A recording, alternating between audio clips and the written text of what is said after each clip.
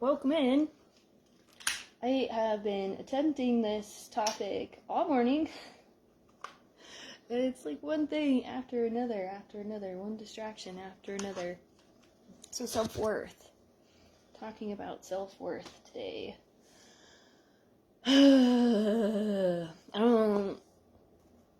Can't say I don't know why I have a difficult time with this subject. It's complex and it's really complicated, and I think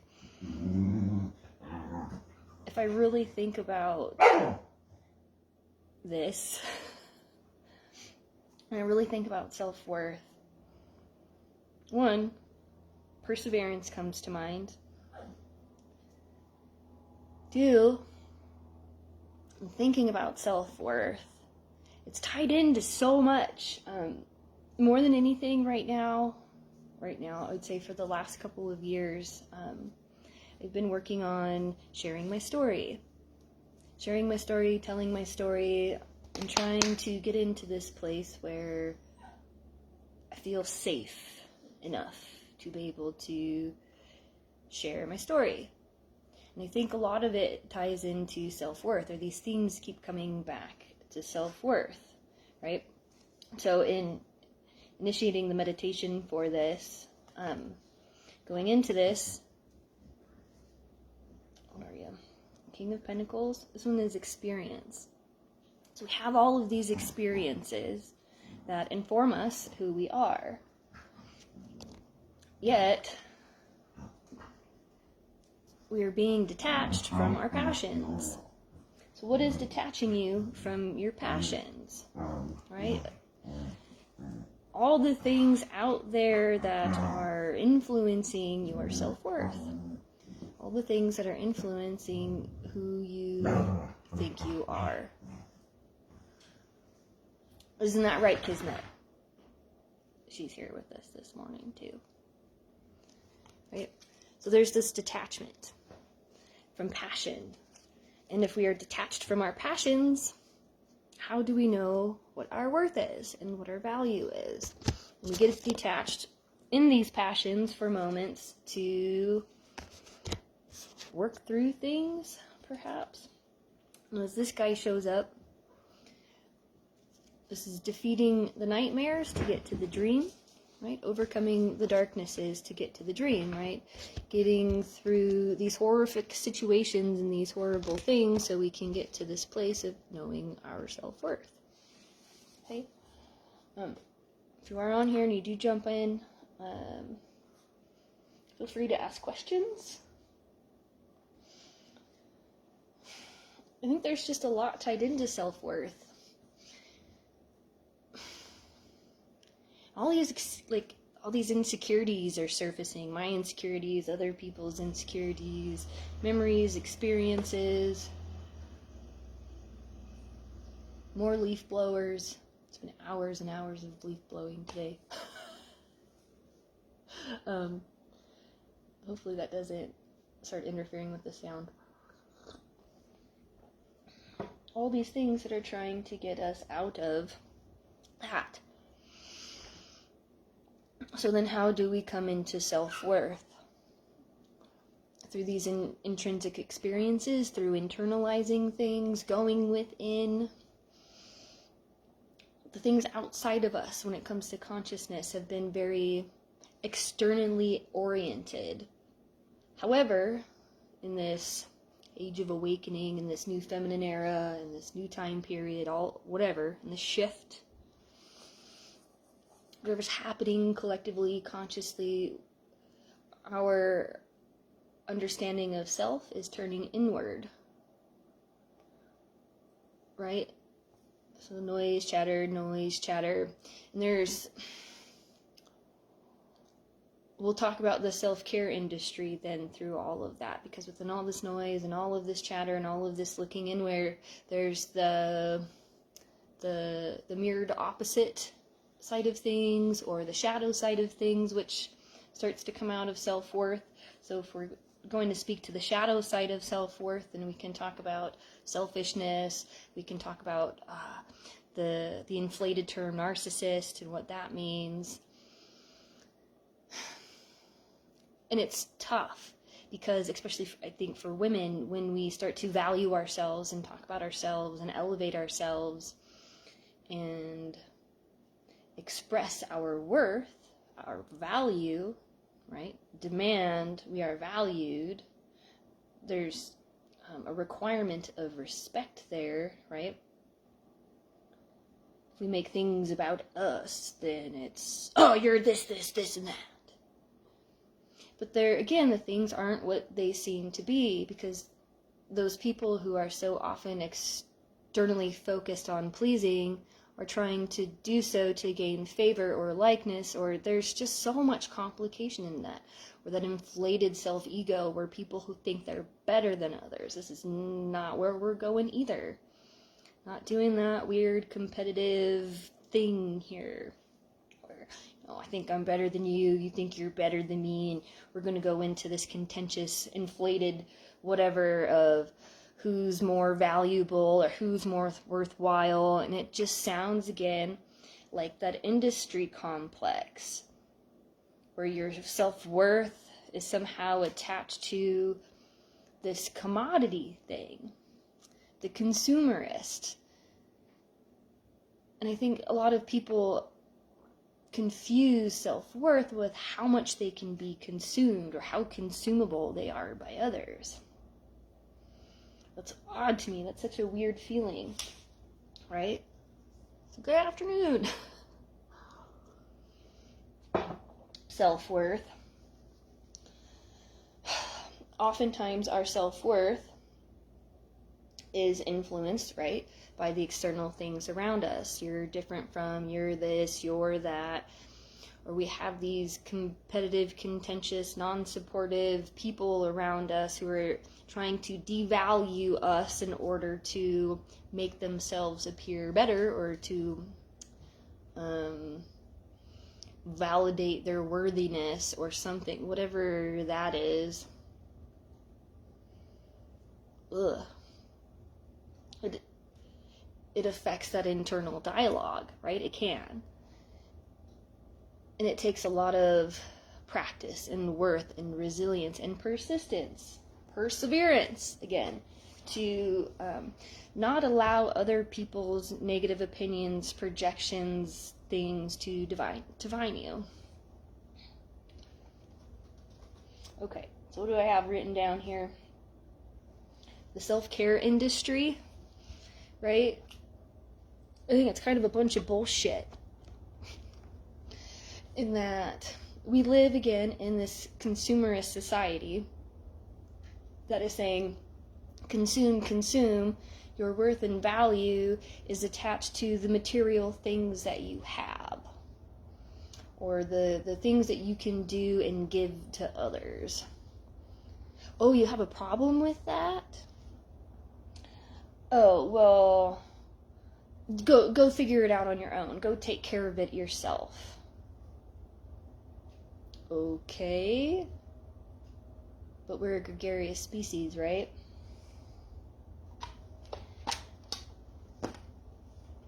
But it's like when we go to seek help from others, or we try to go to others to show us our self-worth and our self-value, or when we go to somebody and we're like, I don't feel worthy, I don't feel much value within myself.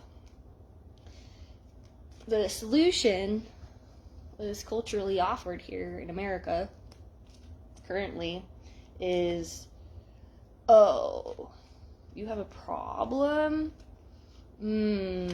I can't help you with that problem. Here, call this phone number. Here, go talk to this person. Go see a therapist. There must be something wrong with you because you're expressing this lack of value and worth. And then so what? It's like automatic dismissal, right? And I think a lot of people go into that automatic dismissal of your lack of self-value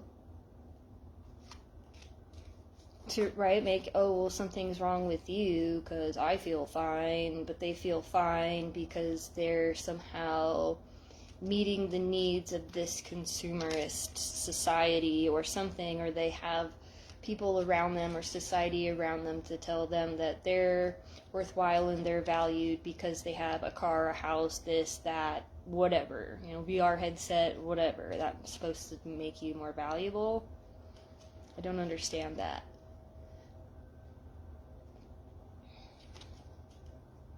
So we go to people and we're like, oh, I'm having issues with self-esteem. And I think a lot of people see this vulnerability as weakness, and they go into this space of either attack mode, oh, you're vulnerable and not feeling well, and you feel pretty down about yourself, here, let me see how I can get in there under your skin and then further perpetuate your lack of self-worth and self-value so that I continue to elevate myself at your expense, right? Or there's that dismissal side of things, talking to your doctor, hey, I went through this horrible traumatic event, and it's just, there's all these difficult things going on in my life. And they're like, call this number. Go see these people. Go get on medication. Like, well, I don't see how telling me I need to go numb myself, invalidate myself, go medicate myself is somehow supposed to increase my self-worth.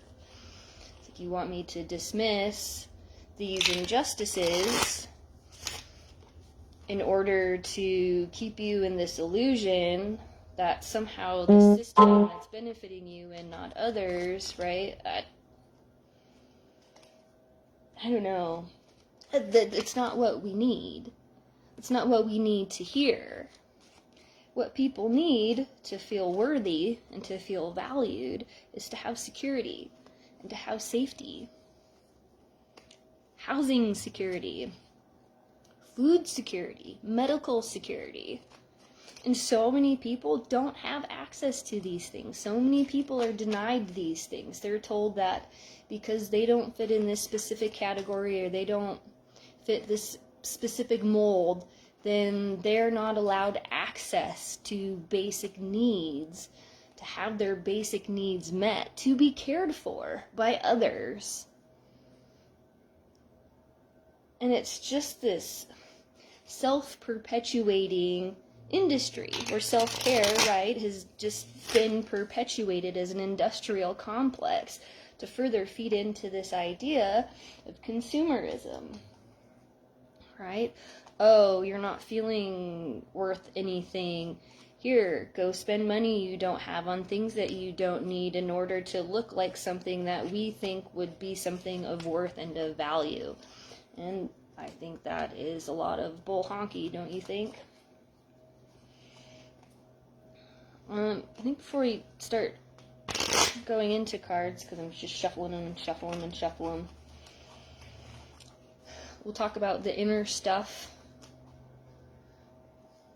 Maybe there will be some insights on how to build a feeling of self-worth, right? Because people are around you, and the social environment around you is going to tell you that you're never good enough and that they need to have what you have, or there's just this, again, this weird competitive something or other, right, that's devaluing you. So you have to detach yourself from it, separate yourself with it, go within, connect to something more spiritually oriented, your higher self, however you want to specify that, a more clear energy, a more connected, present energy, right? I don't know, something about plasma and morphic resonance field, or the plasmatic morphic resonance field or something, or whatever we can access, and we can tap in to this pure essence of self-worth and value, because we are an expression of all that is, one facet, one tiny facet, like a tiny, little snowflake in the greater scheme of things, that has its own unique worth, purpose, value, passion, right? And to foster that in others, to cultivate that in others, to cultivate that conscious, creative aspect would be so beautiful. But there are just so many of these things around us that are telling us, you can't do that, you have to, blah, blah, blah, blah, blah, blah, blah. I mean, like in America, we have birth certificates. we're registered and certified as commodities, national commodities. Like, we're not even seen or perceived as people, you know? And then all this stuff with women going on right now and women's rights being taken away. I mean, women haven't been perceived equally as men in a patriarchy for however so long, you know. They've been denied these rights, they've been denied these things and told if you don't have this, then you don't get that. I just want to get out of that. What deck? I've been shuffling the Alice in Wonderland. Let's look a little bit at Alice in Wonderland, and maybe we'll do the oracles there or something. If you have questions, you can ask. I'm doing my best to keep an eye on the comment feed. Okay, so this thing stays at the forefront of my mind, and all this meditation work about self-worth. Your perception of me is a reflection of you. I try to remember that often because I get a lot of criticism, right? Not like I'm the only one. Hold on, kitty. But it's like, especially in the last couple of years, the last handful of years, there have been a couple people in my life who's, and just like two, really, at least that I know of,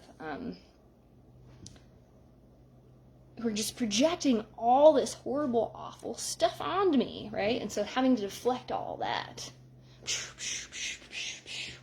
Your perception of me is a reflection of you. And I can say that because there are these couple of people over here who will be like, you're a problem, you're this, you're because they don't fit into this mold. Yet if we go over here into this environment of healthy, non-judgmental, supportive people, there's groups of people and these amazing, brilliant individuals who I admire and I look up to so much, who are so genuine in their acceptance and their love, and they feel so good and whole within themselves, and they can extend that out and provide you a sense of safety and security and non-judgment. And it is one of the greatest feelings in the whole world. One of the shittiest feelings in the whole world is feeling vulnerable or not feeling good enough. And being able to express that to somebody else who is going to reflect back onto you or project back onto you their own inner feelings of lack of worth, all the negative judgments, all this, how are you going to house this, and like, that does not feel good. That ends relationships, that cuts people off, that commodifies people. What is the other one? Not going to sell myself short just to be around other people. And I think a lot of groups especially require you to dim yourself, to numb yourself, to mold yourself into a certain way so that you can fit in and not like disturb the complex.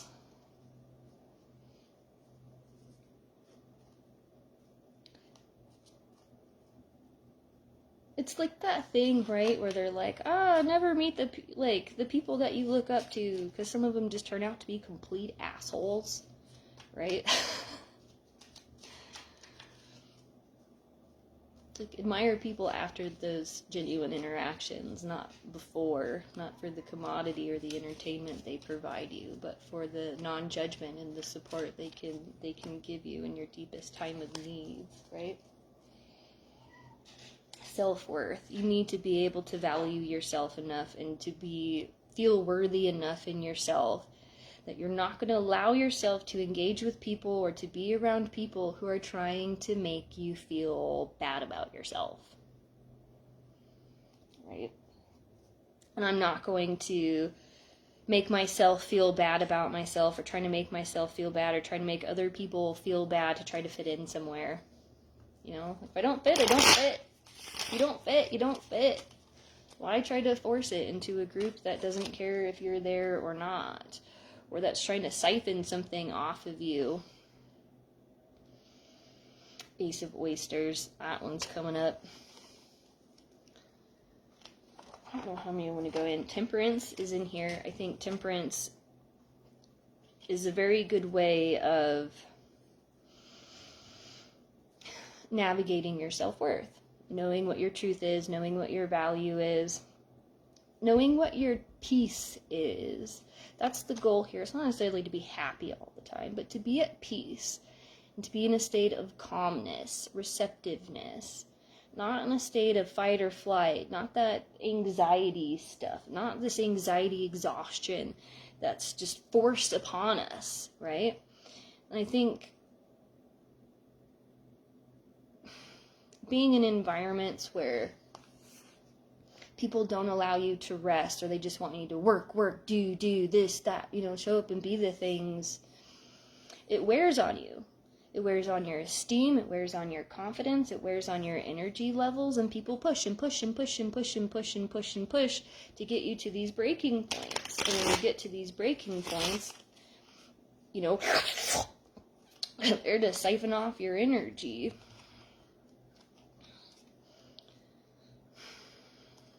This one I think is appropriate too. I don't know that this one's really showed up too much. It's like you gotta purify your thoughts, purify your intentions, purify your spiritual connection, your spiritual self, right? Me being my best self does not mean that I'm trying to be better than anybody else. Because I want to be the best at the things that I do, not that I want to be better than anybody else. But when I do something and when I show up in the world, I want to do my best.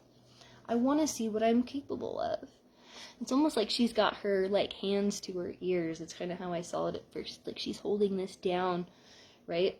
Because there's all this conflict around her. There's all this division around her. There's one person, couple people very close trying to grind it down and then, cross the road.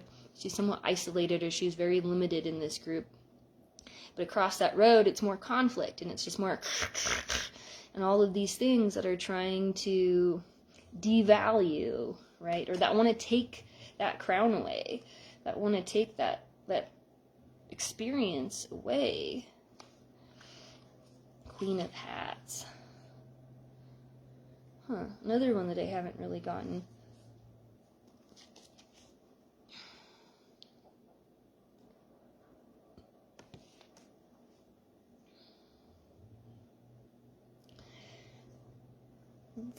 The roses are red in the background. And in this Alice in Wonderland story, there's painting the roses red, right? They're painting the roses red, whatever. I haven't seen that movie in so long. But there's this, again, self-worth would be leaving the roses as they are, leaving them white, leaving them pure, leaving them connected, right? And when we paint the roses red, what is red? Red is the root chakra. It's material stuff, right? And when we're trying to take this pure spiritual aspect and we're trying to reduce it to its material form, the red romances, or we're trying to show something as it's not. Again, maybe those are those, the false worth, the narcissistic, egotistical people who think they're better than everyone else or something. They're covering up their spiritual nature. Something is hidden behind it because they're valuing red more than the purity. I know, right? Well, there's something about blood there too, or commodifying something. And here this person is, all in white, standing at the shores of emotions with all this false pretense behind them. And it's well, yeah, but okay, now what?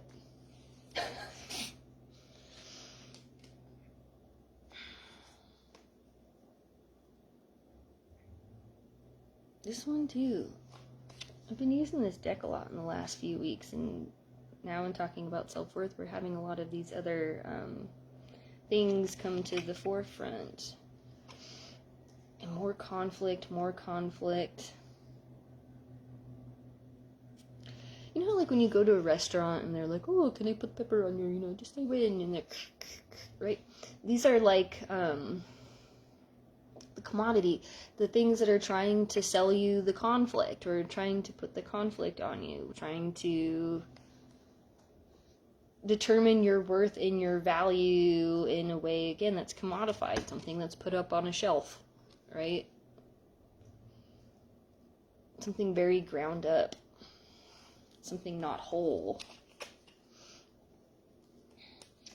All that glitters is not gold, right? Kind of that roses is red thing again. All that glitters is not gold.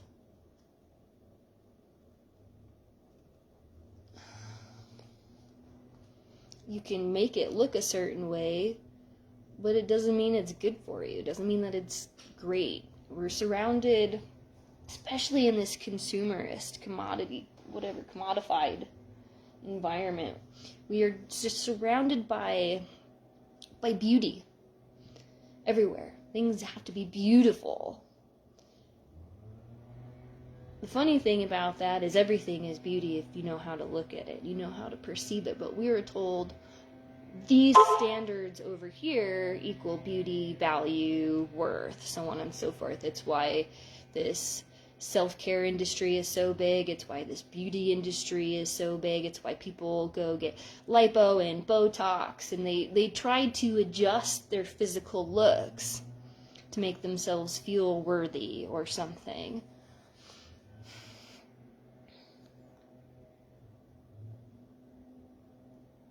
And I'm just baffled by it, right? Because so much of it is fake. It's false. It's pretense.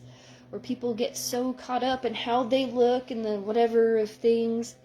But as somebody who's been researching neurological implications of aesthetics and consciousness for like the last 15 years, okay, I look at how the consciousness, the psyche, the brain, how the body responds viscerally to things that are aesthetic, to beauty, right? To the way things look, to the way things are colored, and how that informs us. And it's like we live in this society that's like, ooh, look over here, something shiny. Ooh, don't you want this? Yeah, but it's like poison, and it's toxic, and it's no good, and it's false. Or it's lacking depth, it's lacking meaning, it's lacking self-worth.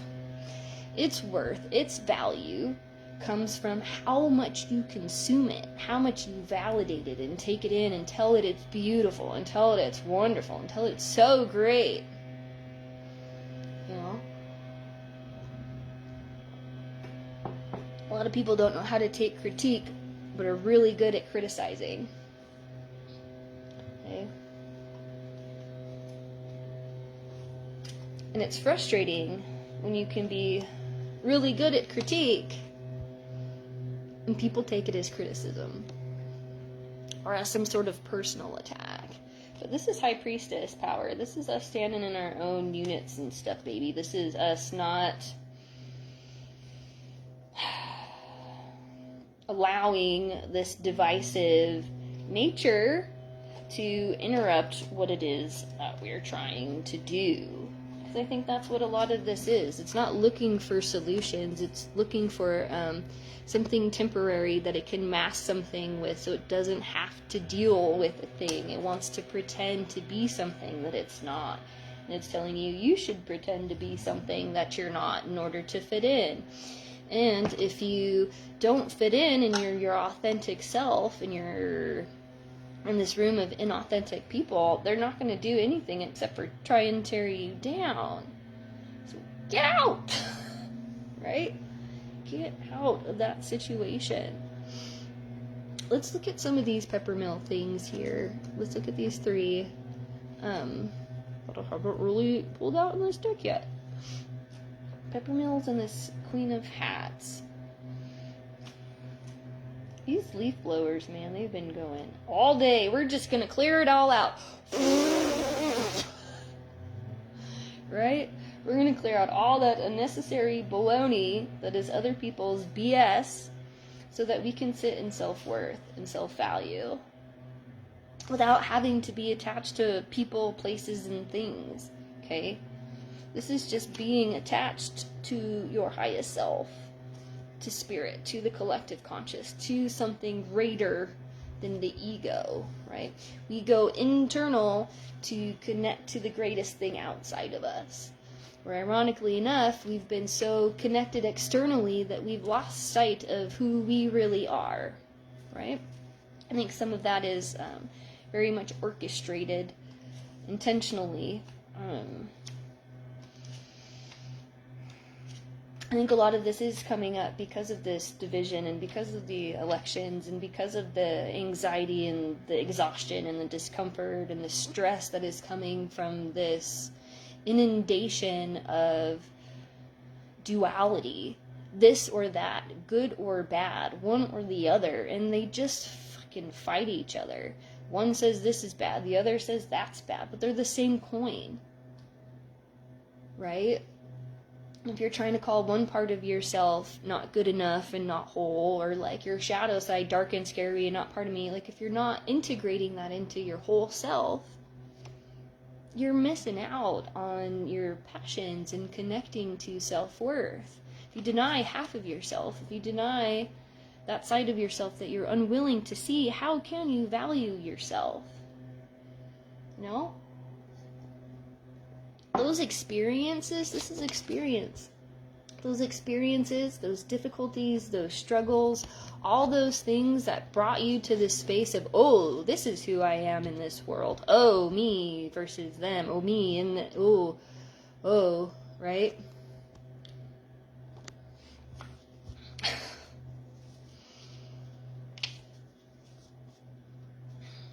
Nine of Peppermills, this guy, waiting for a fight. See?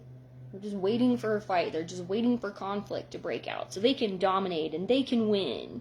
Because winning somehow determines our value, right? We decided to give the winners the gold medal. You know, and everything else kind of below that is depreciated in its value. But it's all arbitrary.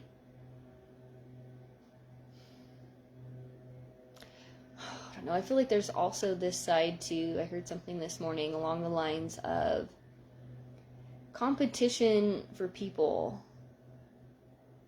is almost necessary in order for us to strive to do better. If we see other people doing their best, we'll want to do our best. If we see people getting rewarded for shortcutting, lying, cheating, stealing, for undermining somebody else, Why have we put our value and our worth and our self-worth, or why have we attached self-worth to that? Right? It feels asinine. It feels conditioned. It's conditioned. It's socially conditioned because we live in a society that tells us what? We're not good enough unless we have this, this, this, and this. Right? Which is bullshit. That's just a means to get you to buy stuff, to put money in somebody else's bank, to perpetuate the system of self-destruction, so we never feel empowered, we never feel whole in ourselves, we always feel like we need to have these things around us, and we can never go within and heal ourselves. Again, bullshit. We have the capacity within us, consciously within us, to be able to heal ourselves. We don't need other people to fix us, okay? We do need a supportive network of people to validate us and to hold us and to keep us safe. That's different. You know?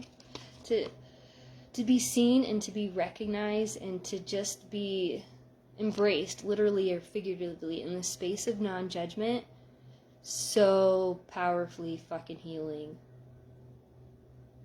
It's amazing. It's amazing what can come out. It's amazing just how good and grounded and solid you can feel, no matter what it is that you're feeling, right? A mental standoff, a deterrent to enemy attack, prepared for any difficulties, a pause in an ongoing battle, order, and discipline. And this is self-worth, right? So this is almost like having to stay on guard and protect yourself as well. It's that light beacon shining thing where if you're like, oh, here I am in all my glory and everything's just bright and here and illuminated, the moths and the fucking shitholes are gonna swoop in and, right, consume it.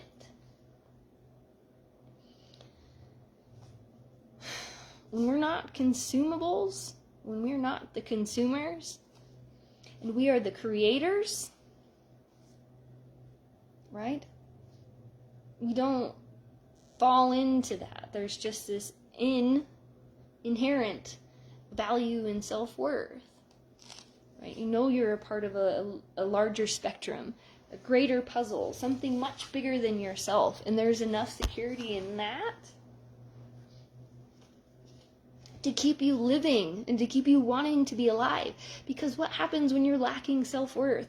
When people are telling you you're a problem and you're not good enough, and no matter how good you are, no matter what it is that you're doing to be your best, there's still going to be this shithole that comes along that tries to put you down. And when all those shitholes are constantly and you begin to doubt yourself, this is where people go into that self-destructive, fucking horrific thing where they want to unalive themselves and take themselves out. And it's not okay. It's just not okay. It's so rampant. So yes, it's necessary to guard that light and to protect that and to shield that and to keep that self-worth contained. Like a dragon's lair, my self-worth and stuff is over here. If you want to come take my self-worth away, you gotta meet the fire. I'm not gonna let you come into this space and try to devalue me. I'm not gonna let you come in and then take away my self-worth and my value. No. Okay, so you want to protect that.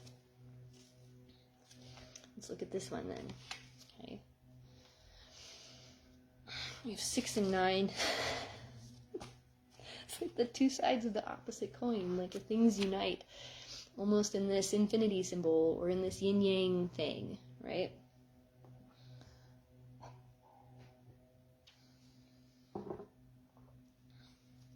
It's where all these things come together and we get out of duality.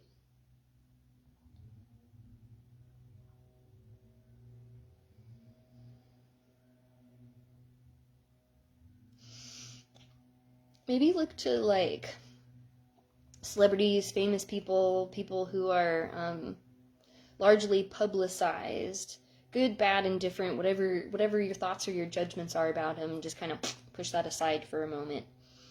And notice, no matter who these people are, there are going to be people who are like, yay, good, and these people who are like, oh, fuck, shit, bad, right? So we have to find that integrated space in between where we can look at the good, we can look at the bad, but it is what it is. So I always say there's no judgment at my table. Oh my God, is that card good? Oh my God, is that bad? People are like, oh, they go into this fear mode of this inner judgment and they're like, is it good or bad? How am I supposed to feel? What is my worth? What is my value? What? I need somebody to tell me who I am and what's going on, because for some reason they're disconnected and they're detached, or they haven't been given the tools and the insight, or even just the permission to detach, right? And know thyself, know themselves, to be so incredibly self-aware that no matter who comes in to try to tell you this, that, or that, you can be like, I understand your opinion, or I see that you have your opinion, but that's not who I am. Right? That's not where I set my worth. That's not where I set my value. You have to have that inner standing. I like this word a lot. And a new one that came through the ethers to me today was the awakening. Not the awakening. We're not awakening to things outside of us. We're awakening. We're waking up to what is inside of us, the internal stuff, the interoception. How are we feeling inside? The inner standing, right? I'm not understanding anything. I'm not under anything. I'm not beneath something. Okay? Like, look at the etymology, the wordplay, how we use these words and how these words condition us to think about worth and value. Understanding. I'm not beneath something that's above me. I need to devalue myself in order to get it. I can understand, right? I can be so self-aware of what's going on inside of me, right? Accountability can happen. Growth can happen. Advancement can happen. The knowing of the true self and the worth and that value, it's there. I know you can't put a value number on it for self-worth, right? Like, self-worth is something that money can't buy. Yet we live in this society that's like, buy your self-worth. Buy this, you'll have self-worth. Buy that, you'll have self-worth. If you buy all of this and you buy into this, then you'll have self-worth because other people will tell you that you're worth it. Bullshit.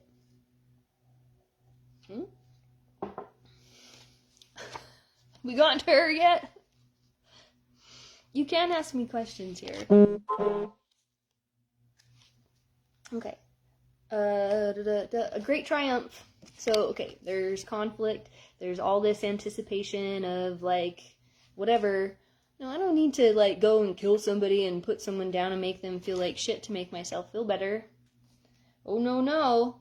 A great triumph, a victory, good news with far-reaching ramifications, expectations rewarded, hope. Okay?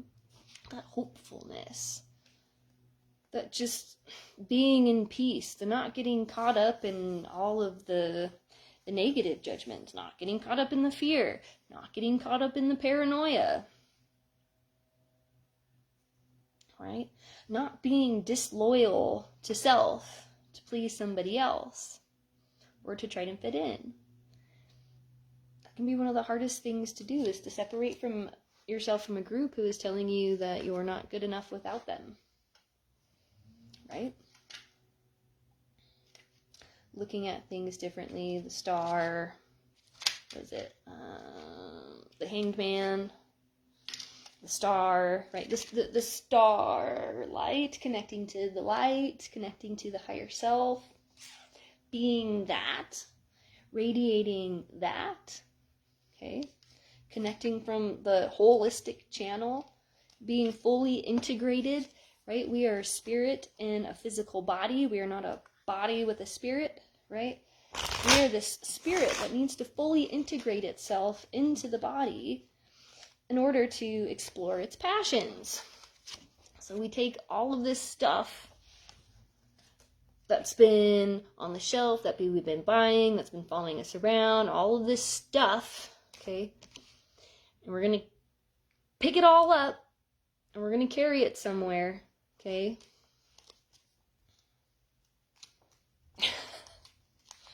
She came out again. She came out the other day when I did this too. Maybe we'll look at her. Those 3 of Pentacles. We're going to carry it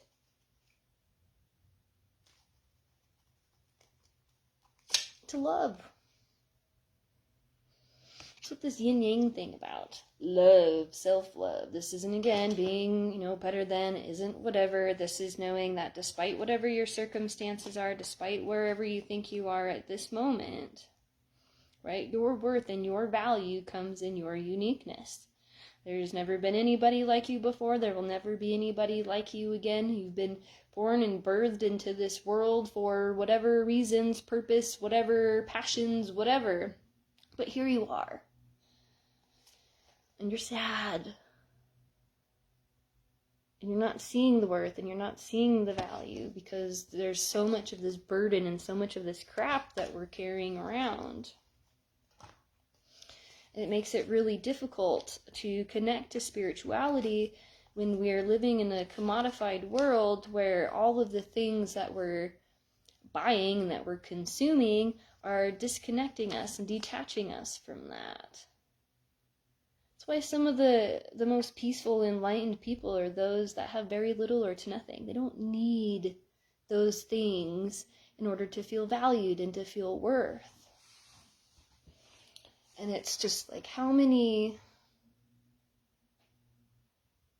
I don't want to relegate it just to women, but how many people out there that are selling money and selling worth and value on money and money making. And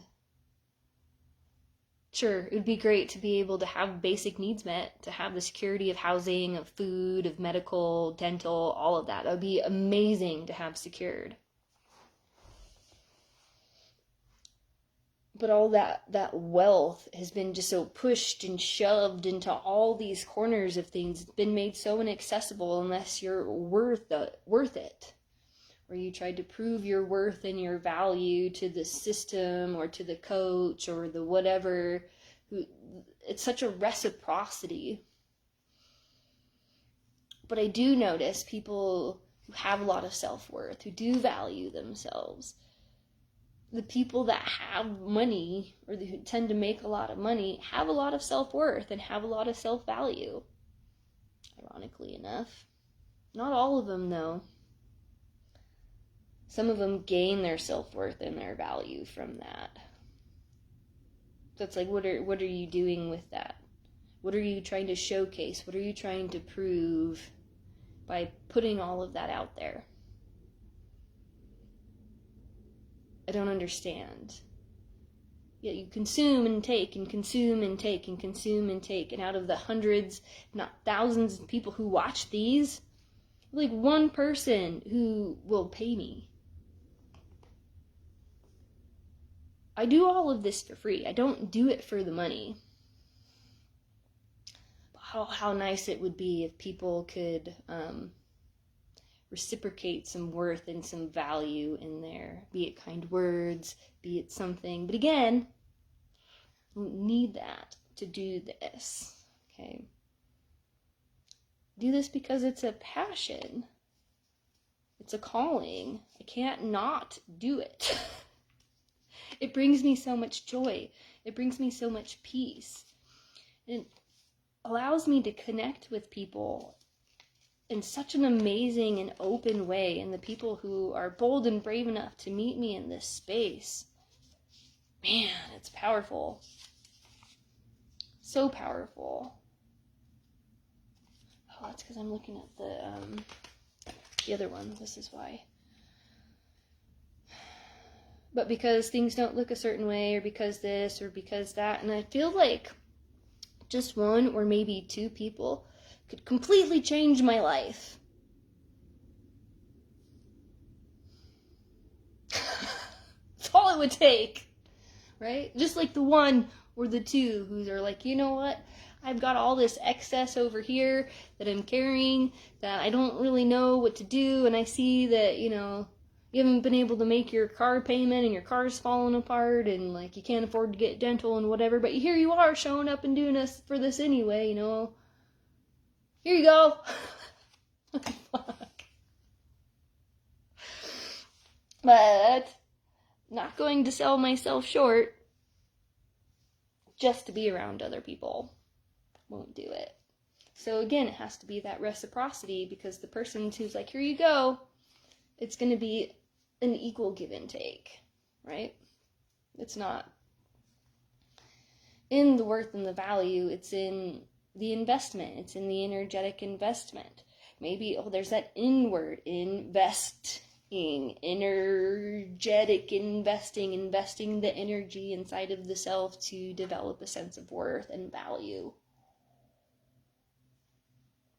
Everything has worth and value if we fucking attach it to it. This is a rock. And people are like, pay money for it, have a rock. This is a rock. And we're like, here, give me money, you can have a rock. This one I paid for, the other one was a gift. Right? Need water? Pay money. Need air? Pay money. Fuck. Worth. 10 peppermills, where are you? Giving into excessive burdens, right? If we're not feeling worth it, we're giving into excessive burdens. There's no balance, right? There's no reciprocity. Being controlled by possessions. I see a lot of people in this field who have these great passions, who have these dreams of always wanting to do this thing, but they don't pursue that passion because they're so comfortable where they are. They don't want to give up the material house. They don't want to give up the roof over their head. They don't want to give up this. They don't want to give up those sort of securities, and so they end up detaching. Or I don't know, they end up basing their self-worth off of the things that they have. I don't spend a whole lot of time around people, or like much less people who are incredibly privileged and have a lot. Like, I just didn't grow up in that environment. I haven't been in that environment where I've been surrounded by wealth and success. There's been pockets of it here and there, but the majority of people that I've been around, been raised around, have grown up around, don't have that. Don't have those luxuries. So I don't know, I think there's a lot of resistance, because what I can see from the one side, the haves, oh, you don't have anything, man, there's all this like, meh, meh, meh. And then from the have-not side of it, they're like, oh, well, you just think you're, you just well, right? And so again, there's this duality and this divisiveness and just excessive burdens that are being generated and created, or people are being controlled by their possessions. This is why it's a good idea to like get rid of stuff. Or even the leaf blowing thing. As fucking annoying as it has been to have like 4 hours worth of 3 leaf blowers going back and forth in front of my front door this morning, it's necessary, right? All this stuff piles up. Fire hazard comes to mind, first of all. It's a desert. You have a bunch of dry brush, dry leaves everywhere. You're increasing your possibility for fire. So it's necessary to clear that out. And the same thing goes for like your environment and the things that you hold on to, the material things that are around you. It's amazing how material objects can subconsciously influence our behavior and our values and what we think, and we wouldn't even know it, right? That's so subconscious in so many regards. And just the colors of things, the layouts of things, the aesthetics again. You can cultivate, you can curate a conscious, creative environment. I can show you how, but you have to reach out. But I think it requires going into the unknown and going into the unexpected and learning how to connect with something much bigger and greater and much more beyond. This is the transformation guide. This is the aspect of transformation. And no matter where you're at on the journey, if you have nothing and feel great, if you have nothing and feel like shit, if you have everything and feel great, if you have everything and feel like shit, and everything in between, right? There's room and possibility for transformation at every single step along that way. There's so much we can tap into in that morphic resonance and that subconscious that can show us and teach us and expose us to so much of ourself and our worth and our value, just as humans and as a species. Like, what we are capable of doing and achieving and creating is phenomenal. Yet everything has been so consumerist and so destructive and so like dog eat dog kind of a thing, right?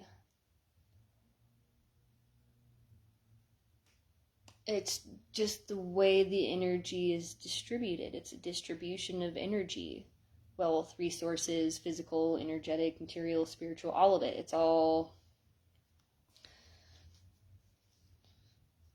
distributed unevenly. There's no balance in the distribution, right? The distribution is very much propelled by the consumer.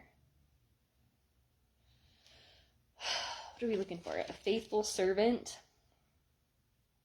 The pressure of maintaining a lie or a disguise.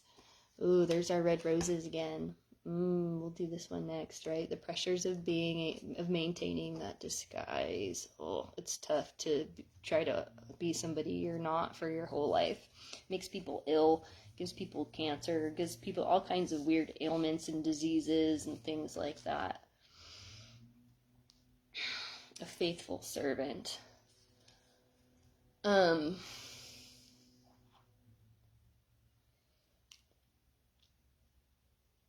It's like you should serve God, not serve man. My son had said the other day,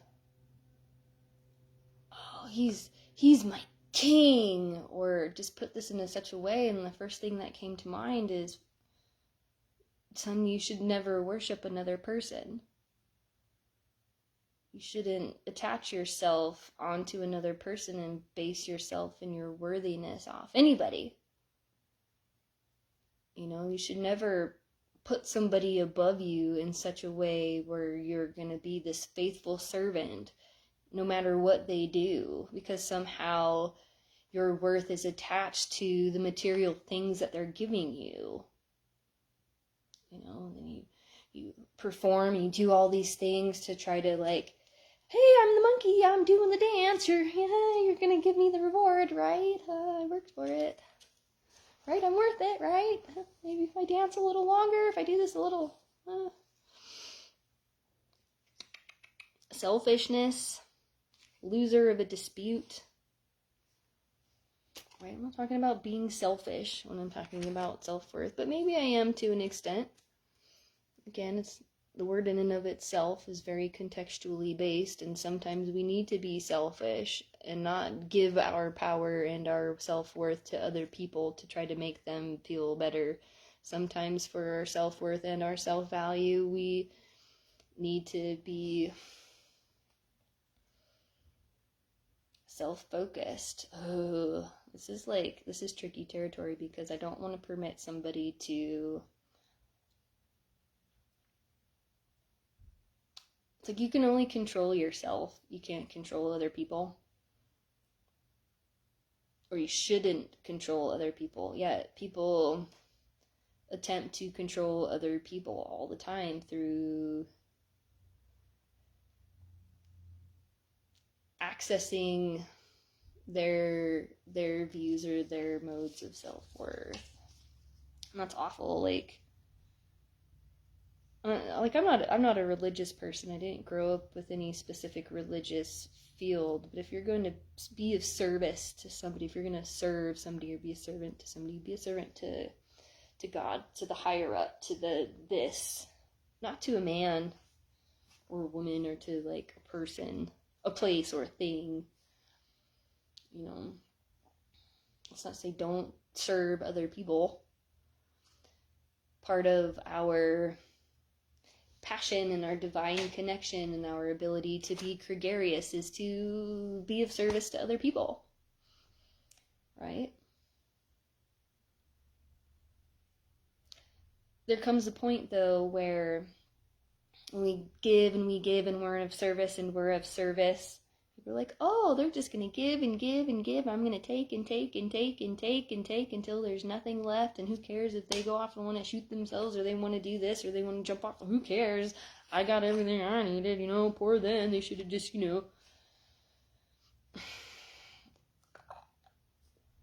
Ugh. I don't like that energy. I don't like that energy one bit. It's distracting me. Let's do Queen of Hats. And then we'll come to this crybaby on the rock thing going on.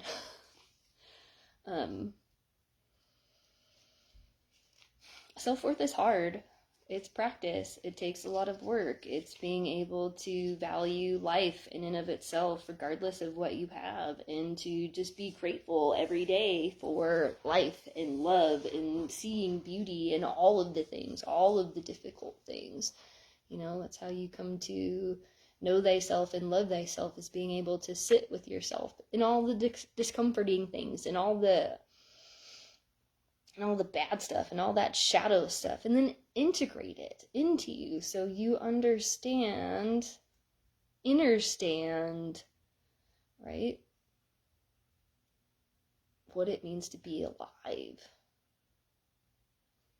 Or so you just have this will to want to live and thrive and keep going despite it all. Right? That's a tough place to get to. Okay, let's look at this Queen of Hats. Because there's all these expectations on you that you should be painted red and that you should look different or do different or whatever, and it's a bit confounding, right? Queen of Hats. A warm and loving person, absent-minded but with unique vision, a good parent or friend, a sought-after advisor, practical, honest, happy, poetic, loved, right?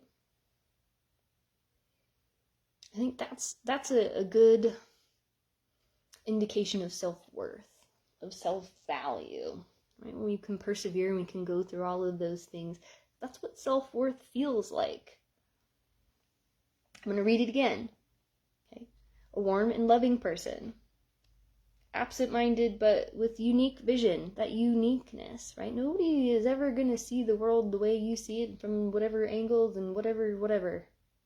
Is completely unique and your own. That is your experience. Nobody else will ever have it, can ever have it, ever have it, ever. And that's amazing. That it's so fucking miraculous, right? That's how unique you are. A good parent or friend, a sought-after advisor, practical, honest, happy, poetic, loved. Okay? That feels good, just sitting in that energy. That feels good. The practical, the honest, right? Being honest with yourself, being authentic. So last week, the week before, everything was about authenticity, right? And emotions and knowing yourself. And how cute is my little boy doing this? I love it! I'll get him back in this space this week too, because I think it would be pretty amazing to just get that unadulterated insight, to get that raw, uninfluenced perspective. Like when it comes to self-worth, when it comes to knowing the self, and he's still learning, he's still trying to figure out a lot of this on his own, as a lot of us are, and I think that's why so many people are so able to relate to him, and just so able to absorb that, because it's so innocent, and it's honest, right? It's not filtered. So then what does it mean to not have self-worth? It's a little bit about what we've been talking about here, right? Inconsistent. Self-worth comes from consistently just knowing that you have self-worth in whatever situation and whatever, like your life, you have valued purpose, you have good intentions going into things, and you're doing your best and you're striving. Okay, you're consistently growing, consistently being you. If you're being inconsistent, you're not being you all the time. You're trying to be this for somebody, that for somebody else. It's that people-pleasing thing, and it's not being authentic. It's not being honest. Dishonest and dishonorable, right? That's this red roses thing. That's deception. Those roses aren't really red. Those roses are white. Somebody came along and made those roses red, and people are like, wow, roses! And there's like this guy that, oh, no, don't get too close, because if you get too close, and you're going to see that that's paint on there, and that's not really real red, and then what are you going to do, So there's that deviousness, or trying to present yourself, or somebody trying to present themselves as somebody that they're not. perverse.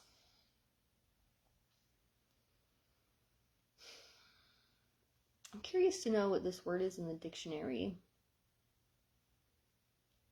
My mind automatically goes to perverted. Perversions are just things that are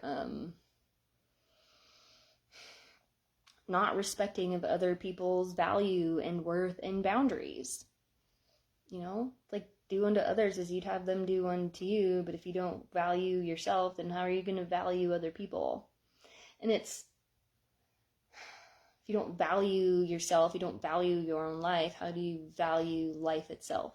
It's not the same as like, oh, don't love somebody until you love yourself. That's complicated. The emotions that I feel towards myself are different all the time, you know? But I know that no matter how I feel about myself, I'm still worth being loved and being treated with respect. Because as I'm getting better at recognize when I'm not being respected, when I'm getting better at recognizing when I'm not being loved, has nothing to do with my own self-worth, has nothing to do with me. Again, your perception of me is a reflection of you. So if you come into this space and you have any sort of negative opinion about me, or you're going to think, oh, that's you. That's not me. It's just not. Right? I know who I am. I keep it kind of in here. I don't expose myself so much anymore. I have such a hard time sharing my story and talking about myself and going into these things. But I need to.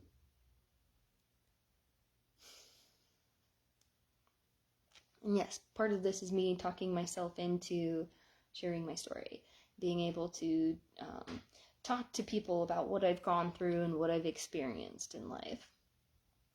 It's not easy. It's not easy to talk about. It's not, I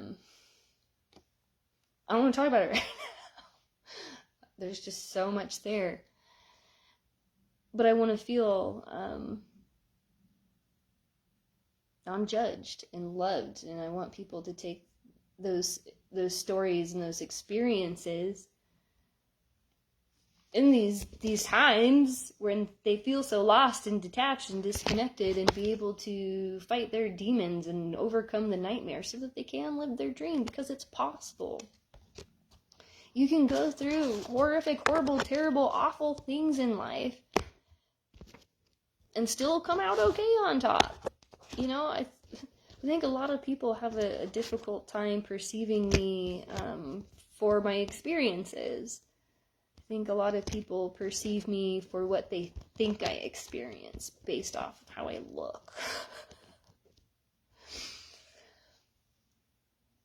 And it's such a mixed bag, you know, but I think there's a lot of triggers in there for a lot of people, and it's just made me incredibly self-aware.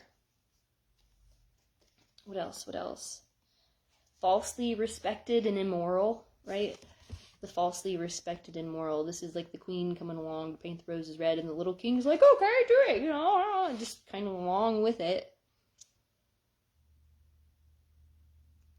But it's done as a ruse. It's done to be manipulative. It's done to hide something, you know? You're trying to gain respect, but you didn't plant those seeds. You wanted red roses, should have painted red rose seeds. But you didn't. You have these white rose seeds. And why try to be something you're not? Why try to be somebody else or take something from somebody else? Let's see. Oh yeah, this guy. The feelings that make it hard to have that self-worth and that self-value. 5 is a tension point. That's that point where, again, 9 being the spiritual, 1 being the material, 5 being that middle ground where the spiritual and the material kind of come together for this transformative experience, right? It's not being at one side or the other. It's being balanced in the middle, being that fulcrum, right? Not having to pick sides, being the balance, be the change you want to see in the world.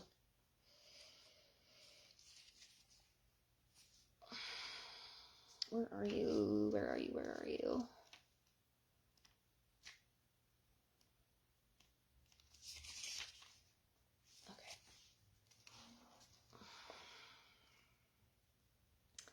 Is it sunrise or sunset? Trouble, destitution, insoluble problems with family or lovers, failure in a goal, or attempted gain.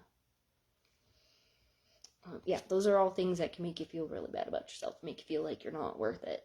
But that's BS too, right? Trouble happens. Destitution happens. These problems happen. They just happen. We live on Earth in this matrix, in this whatever dimension where good and bad coexist, and we're meant to find a balance there. So when we go through these really horrible experiences, when we have these experiences that basically bring us to our knees, take everything away from us, and we're left with nothing but ourselves at the end of the day, they're just like, well, I can either have worth and value in myself, or have no worth and value in life, and that's it, and I'm going to terminate it, and I'm going to end it, and it's going to be over. And then that's not self-worth, that's not self-value, that's the complete opposite. That is such a sickness within society to drive people to the point of self-destruction. Ugh. And chances are, if you are feeling that way, it's not because there's anything internally wrong with you. Sure, some things might be chemical imbalances, this or that or whatever, but so much of it is the environment. Because other people are making you feel that way. That's not our natural instinct. Our natural instinct is to survive and to thrive. And when we get to these points where we go into self-destructive mode, it's because there's so much pressure and so much burden, so much on you, and this environment is so awful that, like, it makes it very difficult to do, right? And it can just be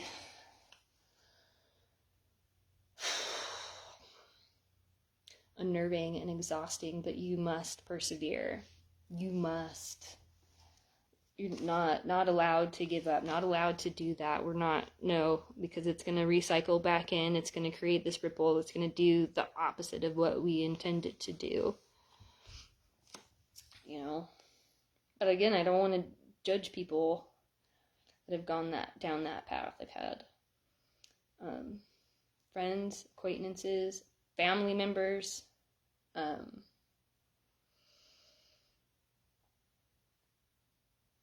in so many different ways too. And it's not because they're bad or because they've done something wrong. It's because they've been in this environment, in this container that tells them they don't have worth and value, and they believe it and they internalize it, and then they deteriorate, and that's it.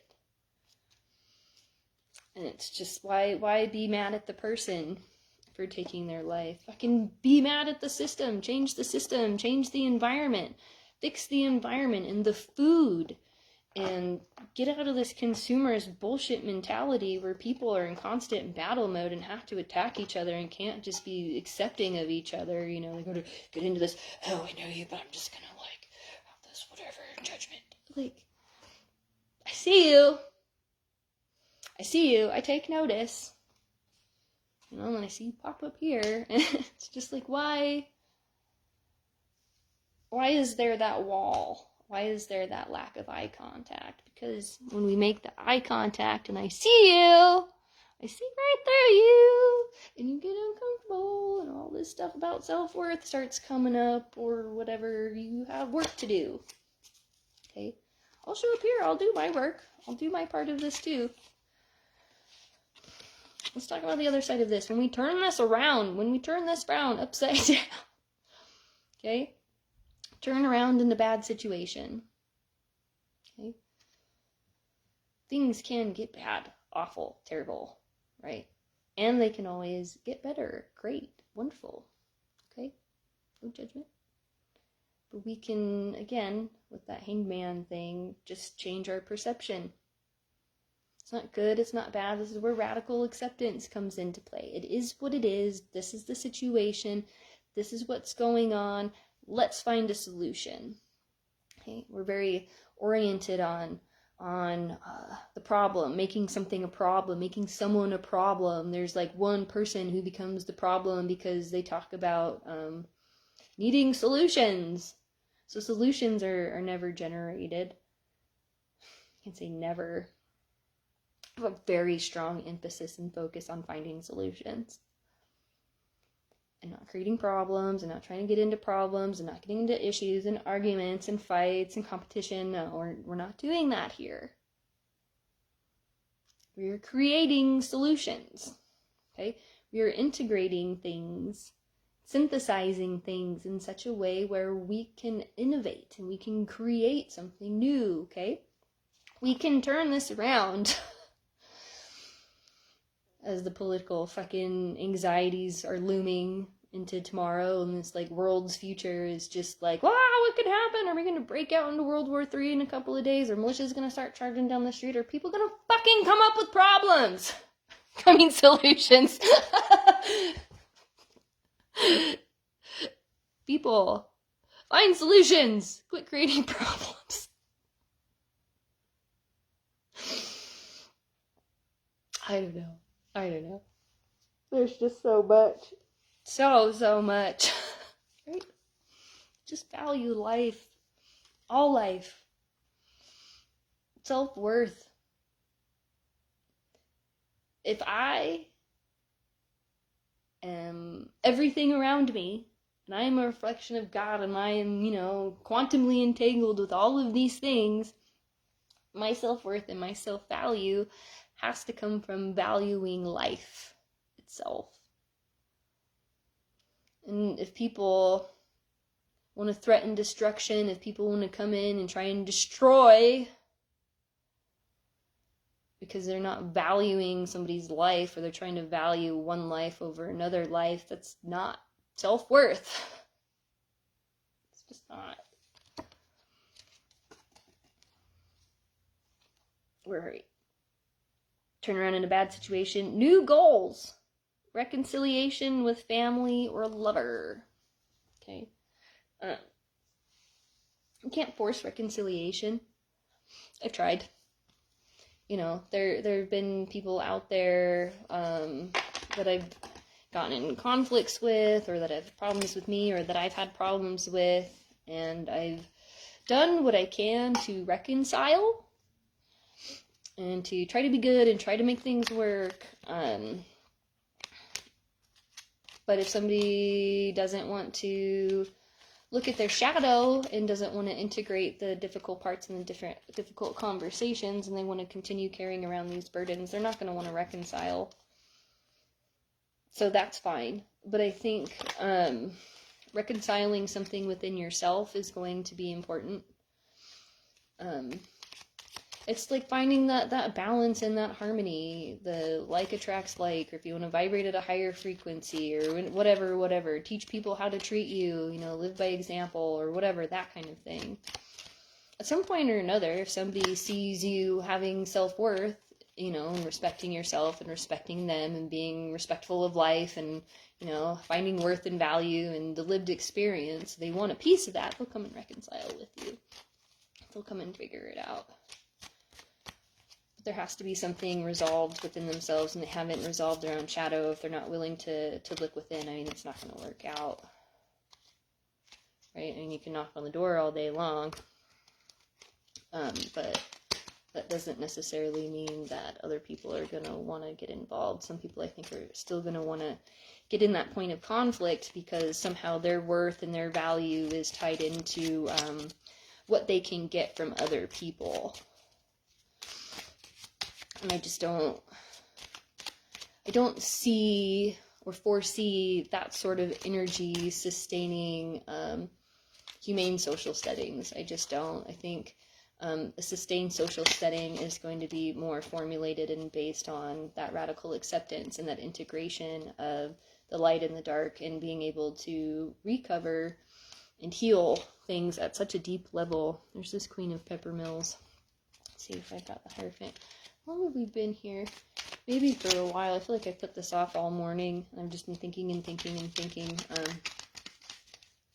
Put it off because all the leaf blowers. Just anticipating.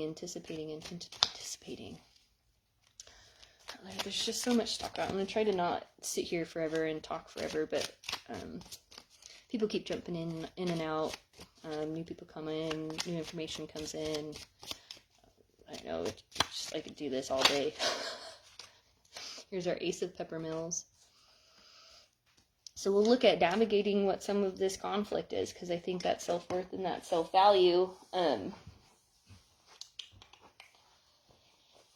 has something to do with that. Let's kind of take a look at the other side of this. My reflection of you is a reflection of me. And this is one where I've had to kind of check myself, because I have a tendency to idealize people and to see people at their best and their ultimate. I have a very difficult time judging somebody in a negative light. And so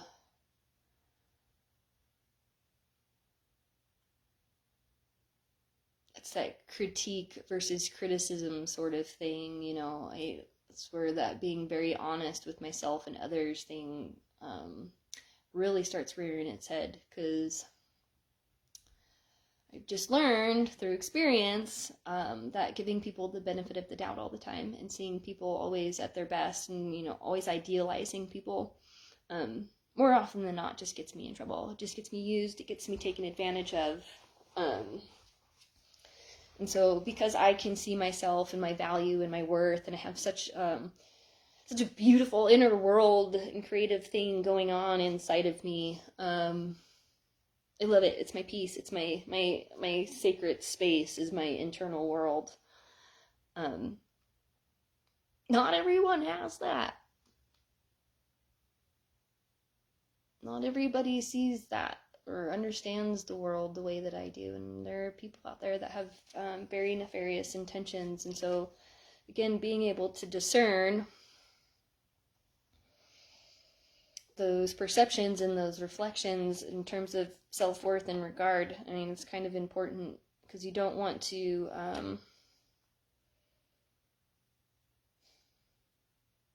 inflate the ego of somebody who's being false. And I think that happens a lot. People put on this facade and this mask, or they pretend to be somebody that they're not, and people come along and they're like, oh wow, that's so great. I see this a lot in the art world. And I've been working at galleries and been exposed to the arts for a very long time. I got to do a very amazing internship at an incredibly high-end art gallery in North Hollywood a long time ago, and got to be exposed and got the experience of being around just some incredibly phenomenally talented people whose caliber of work is just like off the charts, just phenomenal stuff. And I've worked with every layer underneath and everything in between, you know, and it's interesting to me, having taken original Banksy print off of a wall, you know, and then wrapped it and then given it to a guy who plays a magician on some Disney TV show, like being able to handle and care and nurture that sort of work, juxtaposed with but the irony, you know, how much criticism goes into that. There's a lot of value and respect and just worth in that space energetically that I will cherish and carry with me for the rest of my life. Then coming back into Reno and working with grassroots arts organizations and working with a wide array of artists, from very talented to disabled and unable, or that sort of thing. Just, I mean, I've seen all sorts of work, and it just, there are these people out there who create stuff, whatever, but they're not open to critique, and they kind of settle into this space of just sloppiness, of not valuing or trying to make their technique better. Or they just kind of put something out there half-assed, or they make something and you get somebody who comes up, oh my gosh, that's amazing, and that's so great, wow! It's not. You're just inflating somebody's false ego in order to try and make themselves feel better, because it makes you feel better to make people feel better. Like somehow your worth or value is tied into like how positive you can be to people who are pieces of shit. It's gross. That toxic positivity thing, I can't do it. I can't do like the bubbly, perky, oh my gosh, yeah, happy, let's talk about weather and smiles and all that kind of, like, it just, it irritates me, you can tell. I kind of lean towards the other side of things, you know, to more like the dark, macabre side of things. I use cuss words. We look at the bad, the good, the ugly, the beautiful, all of it, you know, integrating all of it. What's the point, Kelsey? Can just be happy all the time. The High Priestess showed up. I put her back in here, but what I'm seeing from here is something that's just standing out. Wisdom and personal judgment. All that comes with maturity. Intuition, common sense, virtue, and emotion.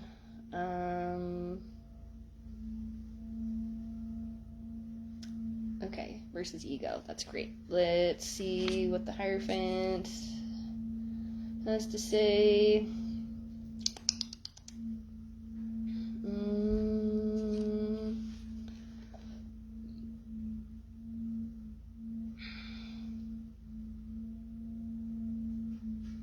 What does this one have to do with self-worth? This one here, especially in this deck, is confusing me.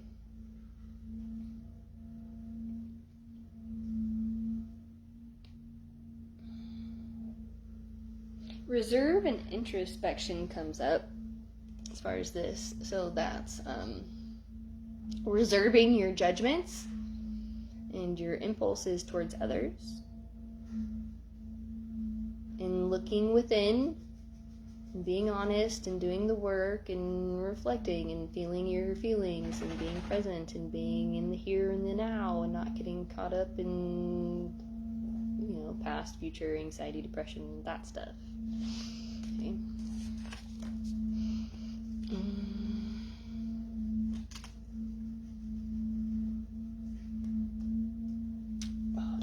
Extreme irreverence, especially toward religion, gullibility, repeated errors, inability to cope with different philosophies.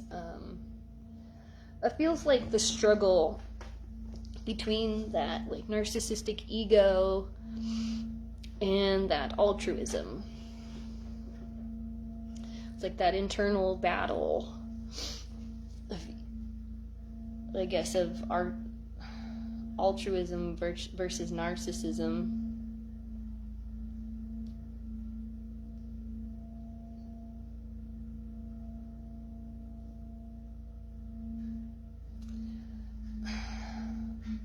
If you're battling with self-worth and you have all this, you know, stuff around you that tells you that you're not worth it, you're not good enough, you can't, you're not allowed,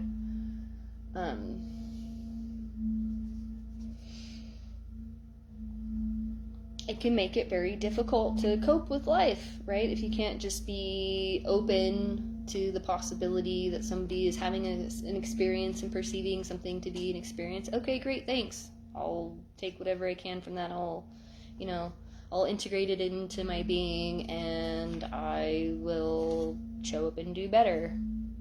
Good, bad, or indifferent, right, wrong, whatever. Okay. I'm not gonna fight it. This is also not being gullible to the other side of it. Those who are like, wow, you're so great. This is so amazing. This is so good. I just think you're awesome and you're going to do all these wonderful things. And, you know, if I keep inflating your ego and telling you how wonderful you are, then you're going to give me something that I want. And you're going to, like, no, we're not doing that bullshit here. We're not going to be gullible to somebody's false genuineness in order to take advantage of us either. That's not self-worth. Right? That's not self-value. So much with Pepper Mills today. So much with Pepper Mills. It's like the grind inside of ourselves, right? We have to, like, take these rough bits and these edges and then fine-tune it. The diamond in the rough came to mind. Juxtaposed next to all that glitters is not gold, right?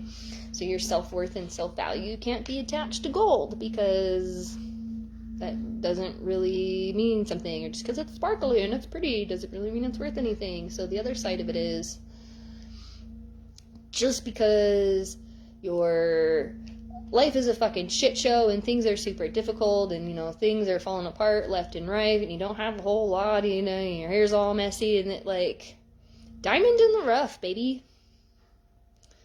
Right? Some of the most beautiful, genuine, good, hardworking people are the ones who look a little rough around the edges.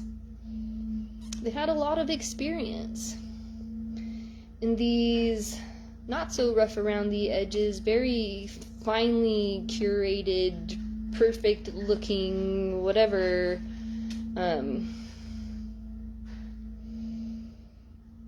those oftentimes, I think, are the ones who are, like, going through the most internal grinding. Like, I don't fucking care how I look. I really don't. I don't really care what people think. I can, whatever. Sure, my feelings get hurt if people are mean towards me or whatever, but it doesn't stop me from wearing my tutu, you know? And I've always been like that. I've always just been kind of like, I don't care. Not in an apathetic way. But in this, like, constantly, like, fine-tuning the self sort of way. Softening the grit. You know? To be more like the dust in the wind.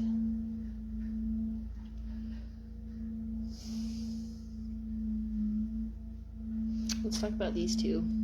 Maybe I'll pull one or two out of these, and then let's shut it off. We've been doing lawn work out there all day. We really just need some, like, peace and quiet right now. Just some time to sit, meditate. I might detox my feet too. That would feel good. Just get real clear. Right, like, self-care. Care about myself. Take care of myself. Show myself I'm worth it. You know? Even if you people won't. No, I'm just kidding.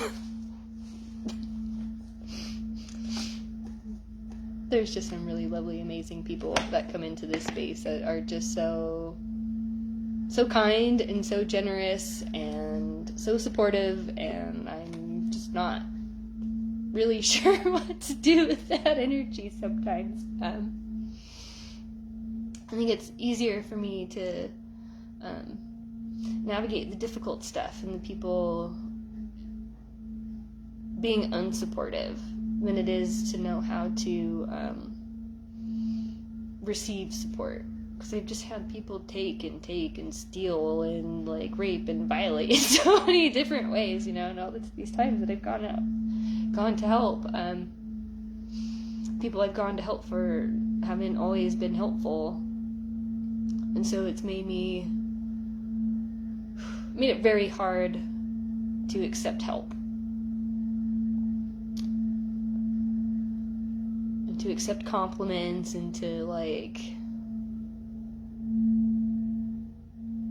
I don't know, that one's tough for me. Right? Peppermills corresponds to wands or clubs. Theme of good intentions and good friends. It's also the suit of battle against very long odds and very heavy burdens.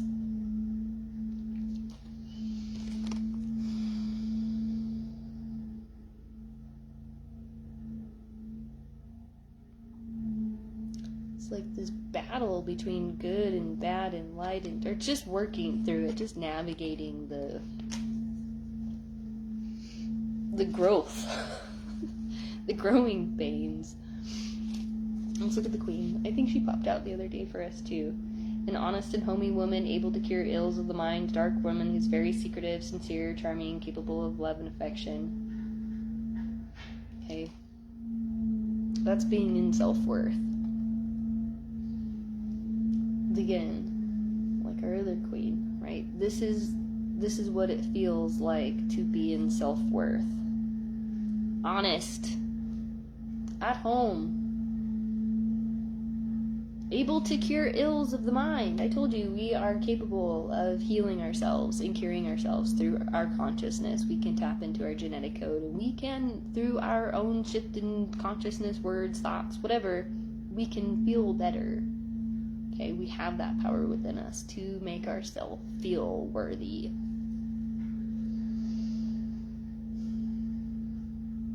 A dark woman who's very secretive. I like to think of this as that being integrated, not having to always be this all the time, and not having whatever, but being able to be in the depths and be in that tough spot, but also being very discerning and aware that if you put it all out there, people are gonna take it. Sincere and charming, capable of love and affection, right? Being self-loving, being affectionate towards yourself, all good. Being sincere with yourself, all good. The charmingness just comes out of the uniqueness and you being you. We don't have to try to be like something, whatever. That authentic you is always charming. It's that honesty and that presence, or that, like, the safety you exude. If you can exude safety and create safe spaces for people, I'm in awe. Wow, like, please.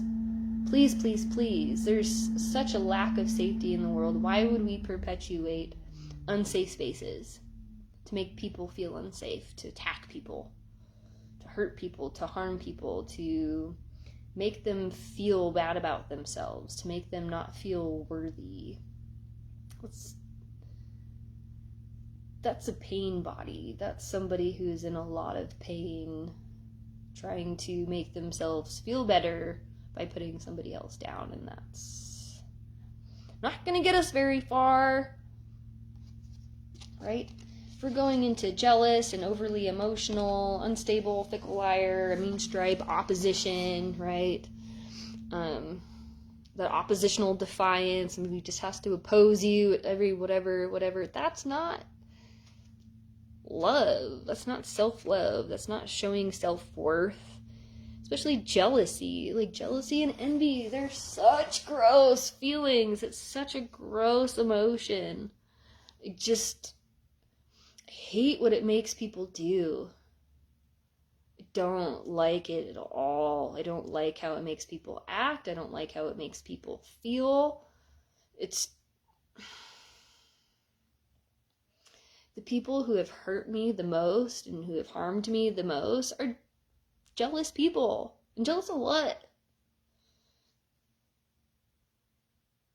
They're like, oh, I'm gonna come in and attack you. I'm gonna make you feel bad. I'm gonna, like, what right do you have? What inner worth, or what lack of self-worth do you have that makes you think it's okay to be envious and jealous of somebody who has something that you don't? That's like the furthest from self-worth you can get. If you can't recognize and admire and embrace and like nurture your own uniqueness.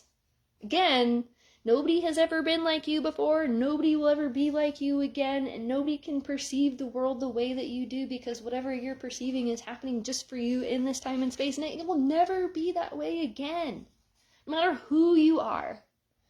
That's beautiful, that's miraculous, that's fucking amazing. And if people can learn how to share their stories and communicate from that space of authenticity and be like, hey, this is my perception, this is what I view, this is what I see. And other people can be open to the fact that everybody's fractal perceptions of everything, right, will help us to integrate something better and more holistic and sustainable for the whole. Why wouldn't we? That competition thing, that jealousy thing, it's bred out of that consumerist thing. Oh my goodness, they have the best phone. Oh my gosh, they have a new car. Oh my gosh, did you see what she's wearing? Oh my god, look at the fancy rock on her hand. Like, I have to have that. I can't believe, like, ew. Like, are you really so motivated by material things that you're trying to get people to like you based off the material things you give them?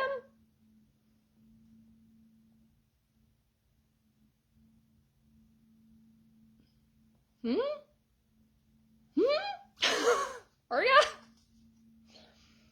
I hate when people try to coerce me, or when they try to buy me off with things, or they try to like, ooh, look over here, I'm shiny.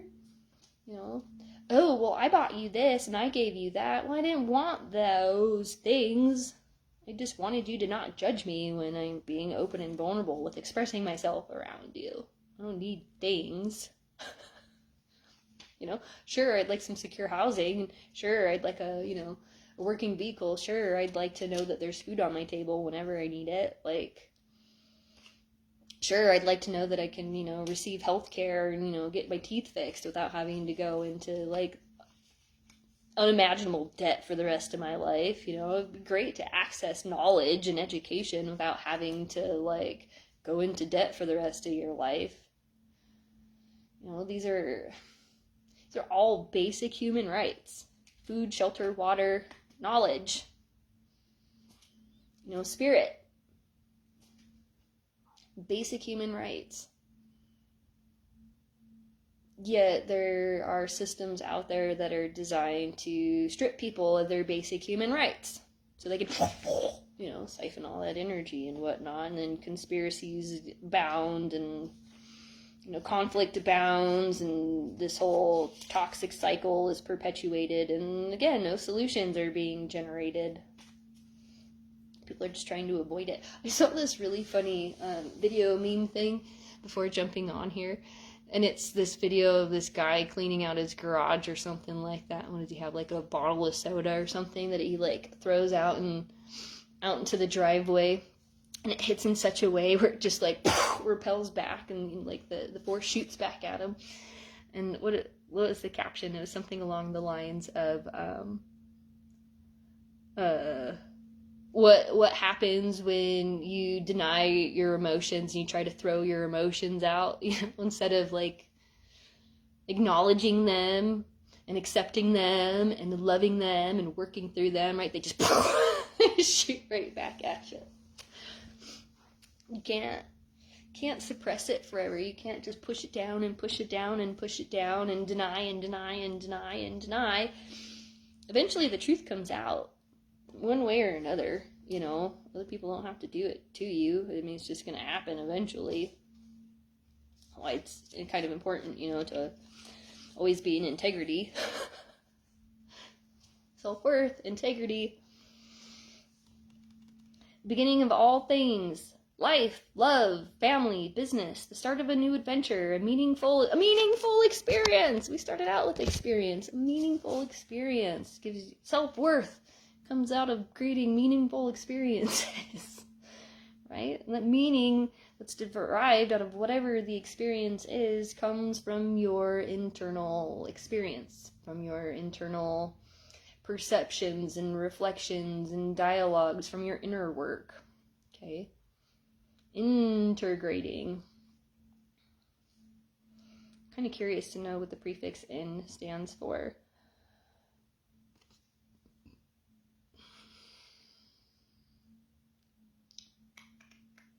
Did I cover up the other one? I think I did.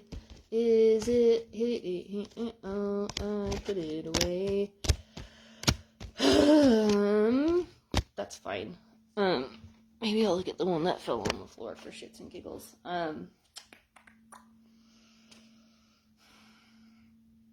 When this shows up and it's reversed, it's talking about unfulfilled dreams, right?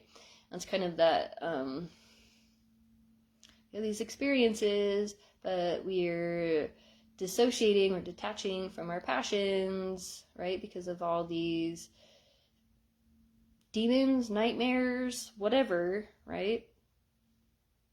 This one wants to label it, I'll call it ruination, a senseless delay or cancellation before beginning, anger, decadence, and meaningless existence. That decadence, there's so many people, so many. There's this woman I saw that, like, her TikTok or Instagram account or something like that, and her whole diary log there is like what it's like being married to my millionaire Arab husband. You know, how much money does he spend on me? And, you know,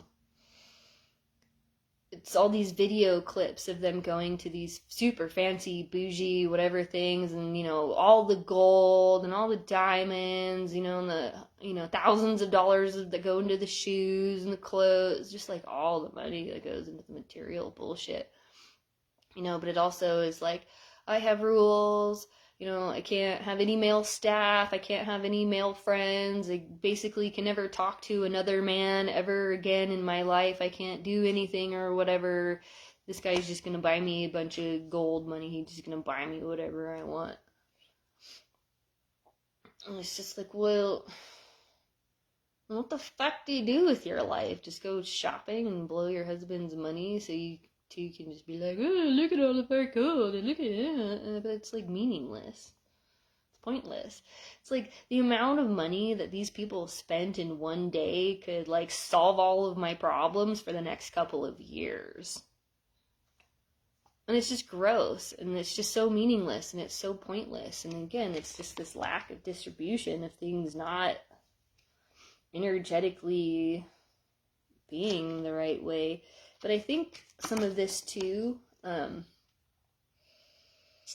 those external forces, when other people can recognize or see your value or your worth, even though you can't, or whatever, when they know that you can't see what they can see in you, right? They're like, let's swoop in, you know, let's threaten to destroy them, let's ruin their lives, let's make things harder for them. Like, oh, it's hard enough, people. I don't need this petty drama in my life coming around where people are trying to make my life harder because they think things are so easy for me. It's just like one thing after another, after another, after another, and it's just like, really?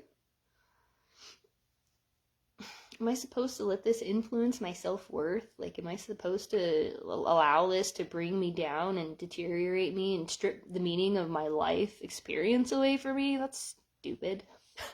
Okay. This is going to be an interesting one to look back on, methinks. Let's go into the oracles. We'll do Alice in Wonderland Oracle to kind of shift us out of this broader, more archetypical tarot thing, more general thing. Let's look at a couple of things that are really specific when it comes to self-worth. This might have to do with how do you hold on to self-worth? How do you find self-worth? How do you create self-worth? Where does self-worth come from? Lead the way! I show you! You know? Be a leader, show others how it's done. You can help others. What have I done to show myself self-worth through all of this? fuck. I have been in and out of therapy since I was 14. I studied psychology. I have this profound creative practice. I journal a lot. I write a lot. I fill at least one of these every year and have since, since I was a kid. I think I started my first journal when I was 10 or something like that. So I just have some of it's positive affirmations. A lot of it's body work, physically moving through discomfort, a lot of yoga, lots of stretching, lots of like massaging and rubbing on the sore points, lots of salt baths, lots of cleaning the feet, lots of meditation. I think meditation has saved my life in a lot of ways, transcendental stuff. Experiencing Kundalini, going through experiences of alternative health practitioners, from quantum healers to astrologers to cranial sacral to Psych-K to I've researched a lot of these modalities through firsthand experiences and by talking to other people about their experiences. I feel my feelings. If I'm feeling a feeling and having a feeling towards somebody, I will express that to them if they'll let me. If they won't let me express it to them, then I know that's when it's time to cut off a relationship. I've cut a lot of people out of my life over the years. I've burnt a lot of bridges with people and feel great about it. Some of them have been incredibly difficult to lose, being able to grieve those losses, but at the same time being able to recognize how my self-respect and self-worth has changed from it. Finding open spaces to be vulnerable through this space, being able to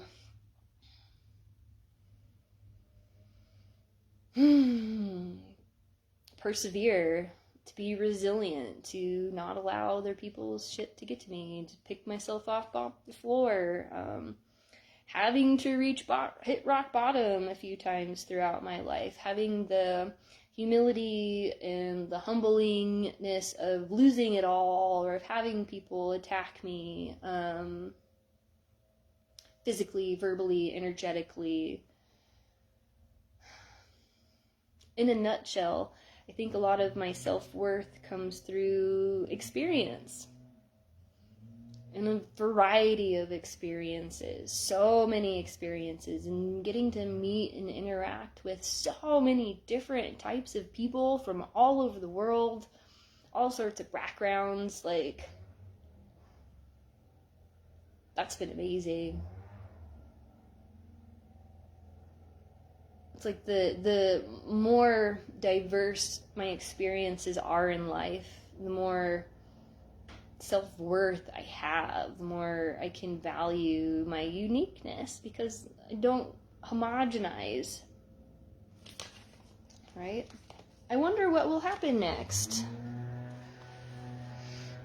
Ready to adventure, precipice of change, pause before action. That was in one of these cards too, before we go out and start, eliminating the nightmares from our life.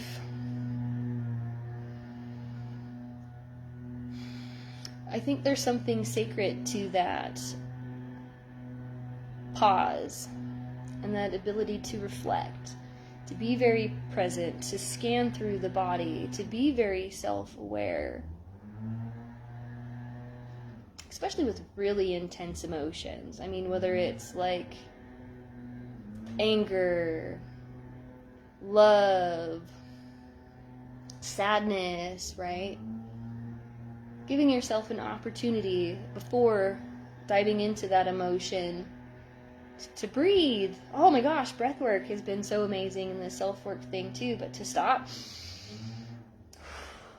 internal, right? Go within. Okay, I'm about to make a shift. I'm about to make a transformation. I understand that I'm having this visceral experience and that there's this feeling and this emotion that needs to come out, or this goal that needs to be done, and this thing that needs to come out. Okay, let's check in, let's ground, let's clear, let's take a breath. Am I grounded? Am I whole? Yes. Am I ready? Okay. Right? And then go. And to give yourself that moment of grace, to be with yourself, and to have that relationship with yourself, and to acknowledge the self, identify what's going on, so that as you make that transition, that change, that transformation, you go on that new adventure, you express that emotion, you experience the thing, you can feel it, you're conscious of it the whole time, you're aware of it, right?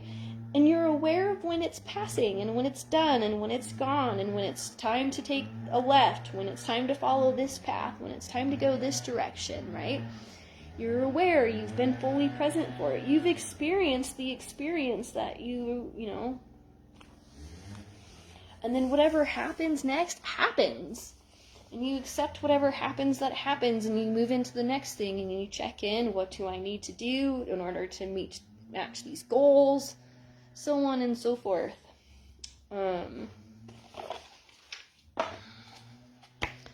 there anything else in that one that we need? I might grab one or two more out of it, but just looking at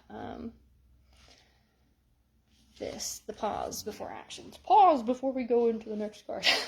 Okay. Notice though that in that pause, in that silent, in that space where like nothing's happening, there's one of two feelings. There's a sense of peace, oneness, or there's this sense of anxiety. Oh, like I gotta get something done. Oh, I can't do this. Oh, my mind's wandering. Or like, the goal is to get into a state of peace in that pause. Okay. Be fully present. Make wise actions. Right. Think it out without overthinking it. You don't have to like think about it. It's just a pause. Same thing in arguments too, or something. If you take, was it like a 3-second pause, a 5-second pause, and just, that's all the time that it takes in order for like the visceral self to align itself. Just a couple of seconds of like, okay, let the energies dissipate, right?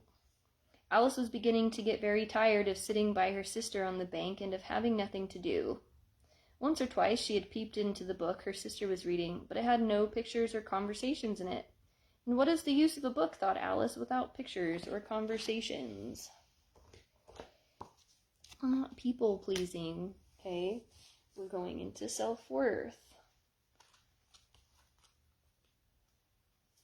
What is it that you need to experience to discover your self-worth?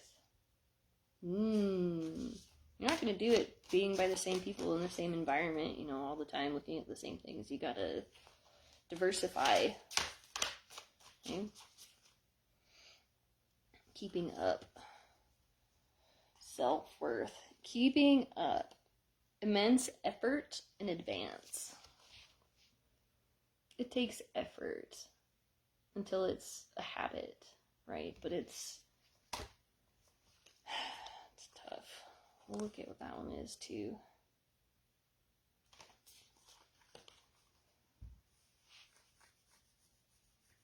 Maybe we'll look at that one too, because that's about self-worth and things. So self-worth. First thing that comes to mind is keeping up with the Joneses, right? Or trying to advance, or trying to be over somebody, right? Having to keep up with other people. That's not the path to self-worth. Being able to stay in this state of self-worth, and to stay authentic, and to stay in this practice in order to advance, evolve, transform, elevate, grow, right? It takes effort, it takes work, it takes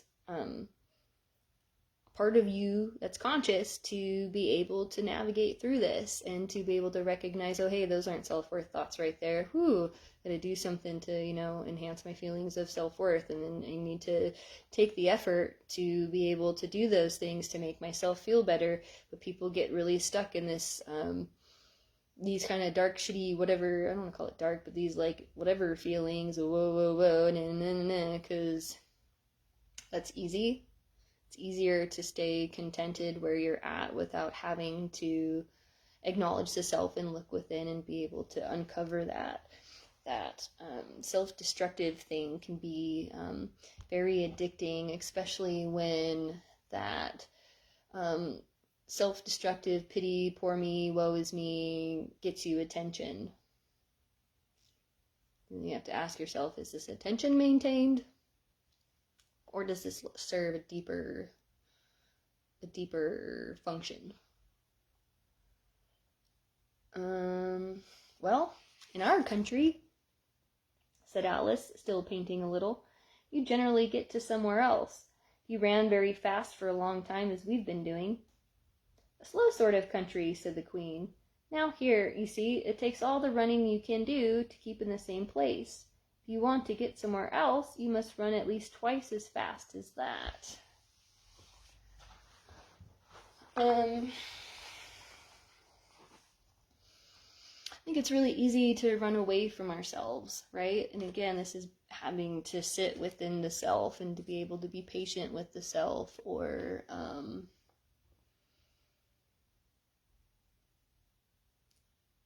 from those like self-destructive modes of being. It takes hard work to get yourself out of there, and you gotta like run like batshit hell to get out of there, but it's not enough. You have to like double down the efforts in order to pull yourself out. Like it's such a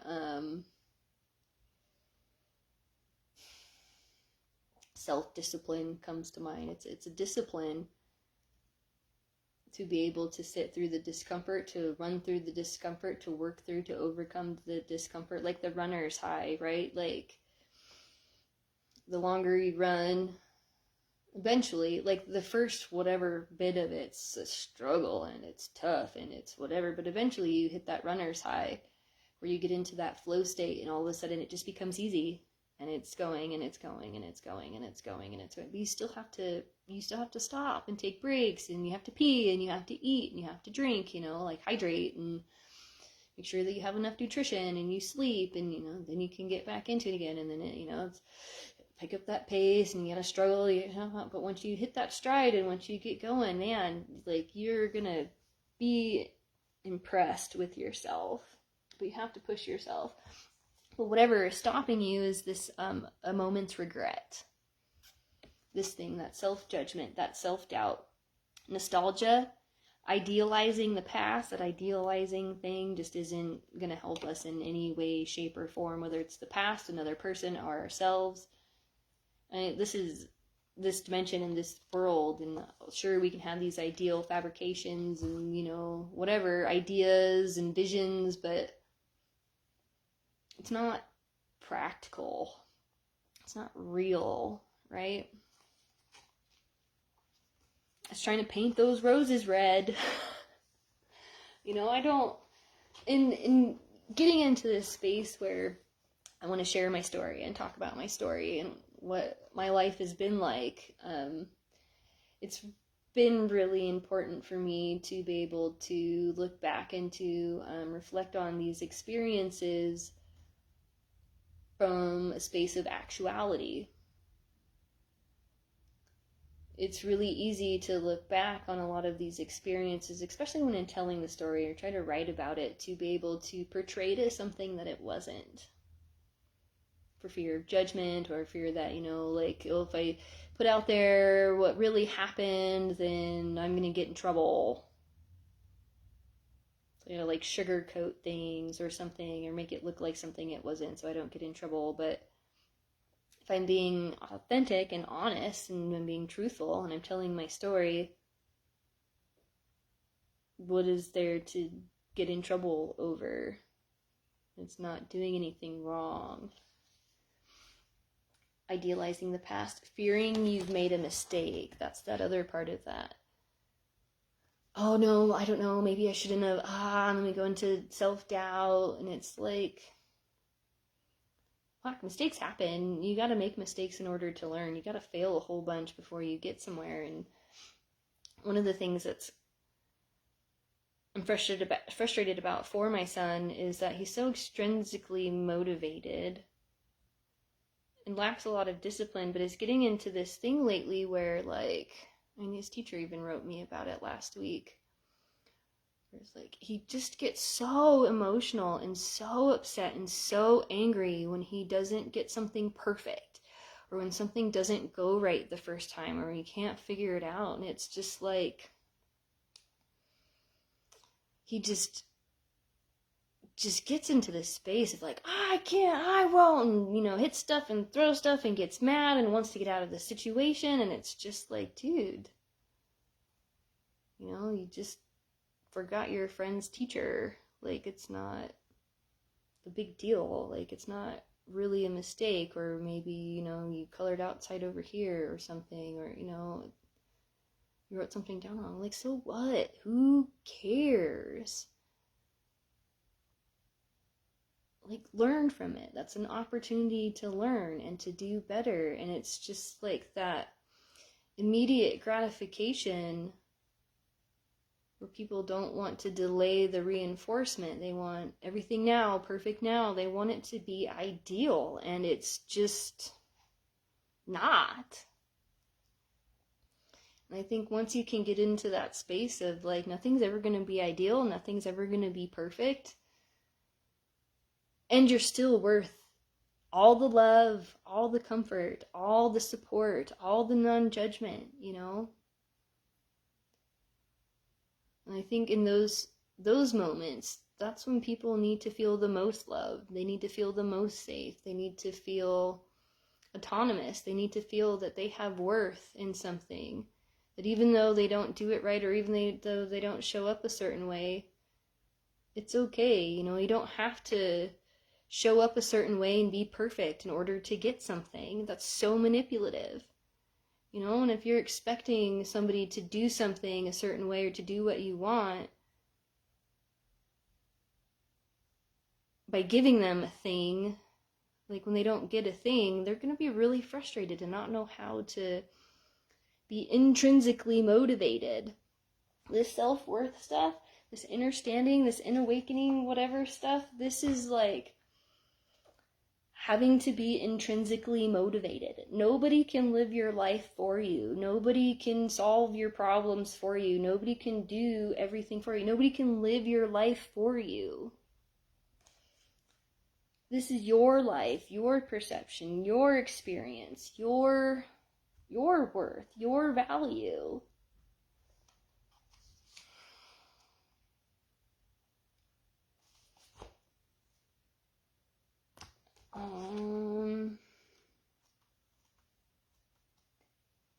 It can be kind of emotional when you start to wake up to that and you start to realize, and I kind of get the sense that there's some people that are like, oh, and they kind of start to see their own inner beauty, and it gets overwhelming, and it's just, you know, they want to cry, and they want to hold themselves and nurture themselves. That's great, it's beautiful, do that.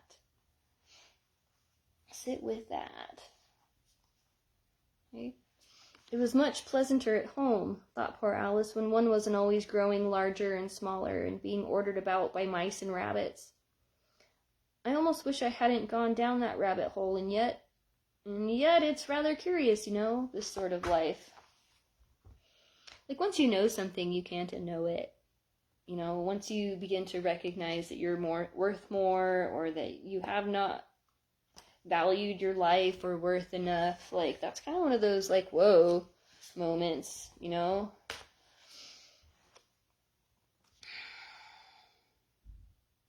Manage to be glad.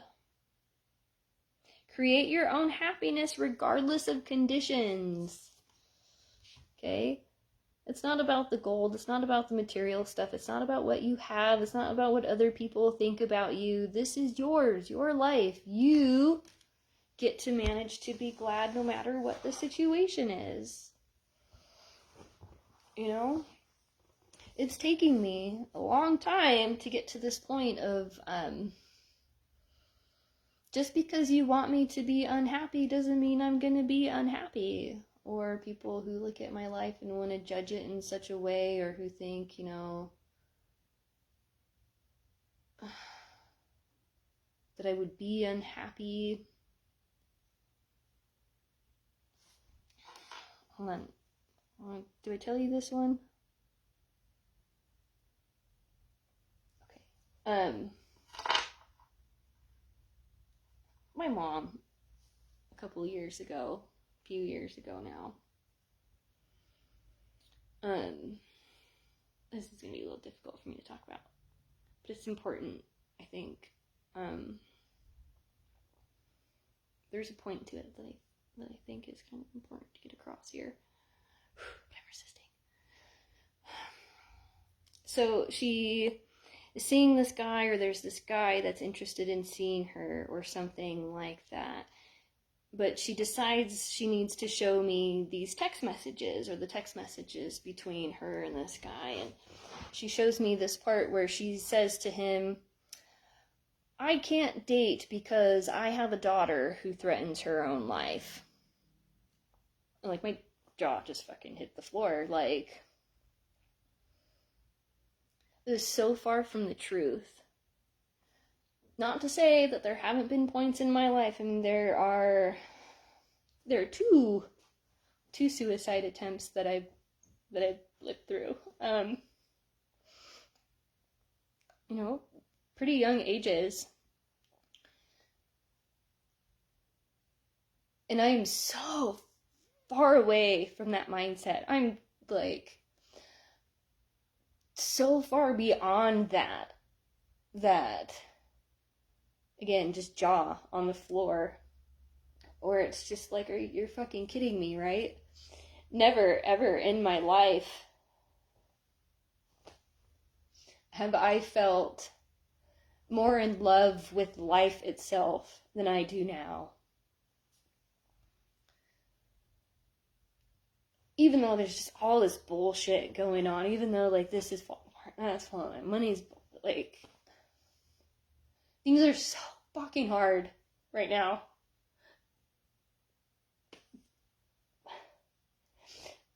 But I have spent fucking 30 years of my life, or whatever, almost, cultivating this feeling of self-worth from within.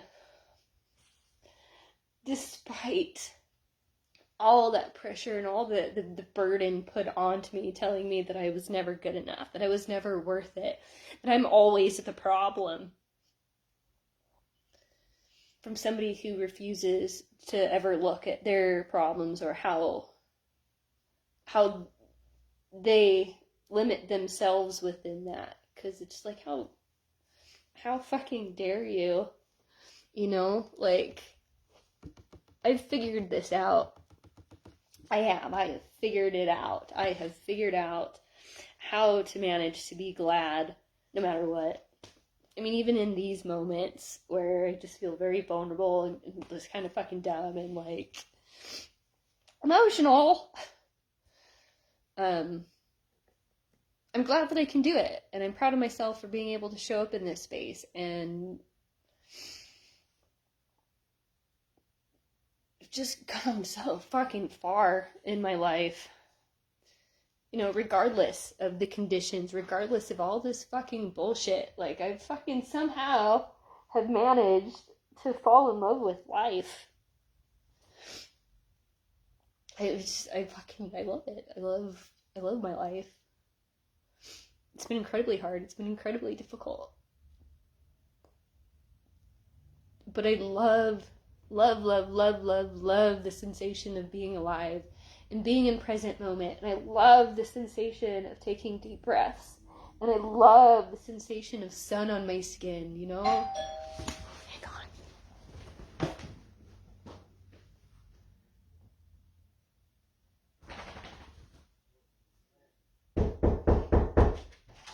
I'm in the middle of something. I don't really have time for this right now, and I'm live streaming and I'm working. So, thank you. Have a good day.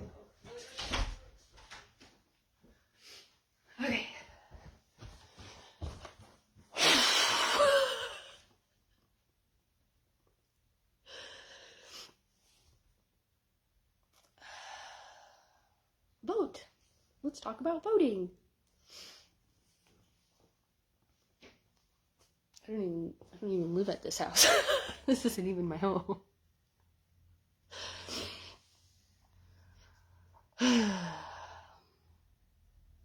Thank you for being in this space, and thank you for showing up here, and thank you for allowing me to do this. It does bring me incredible amounts of joy. Let's do this. I'm going to pull one out of the art guys over there, and then I'm just going to detox my feet, because I feel like we've been here for a long time.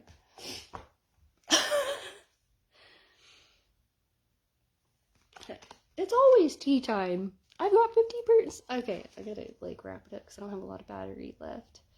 Eternity, endless moments, repetition, right? Like every moment in life that you have, everything, there's always beauty in everything. There's always happiness in all these moments. There's just so much to feel and experience and be grateful for. And there's anything I can bring to the world, it's this part, right?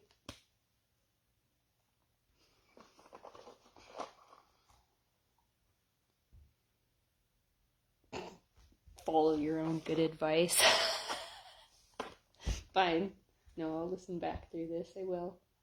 Who in the world are you? Getting to know the new you, right? Figuring it out, letting myself out of the shell, allowing myself to breathe. Changed in the night. Once you know something, you know something. I mean, poof, there it is, and all of a sudden, aha,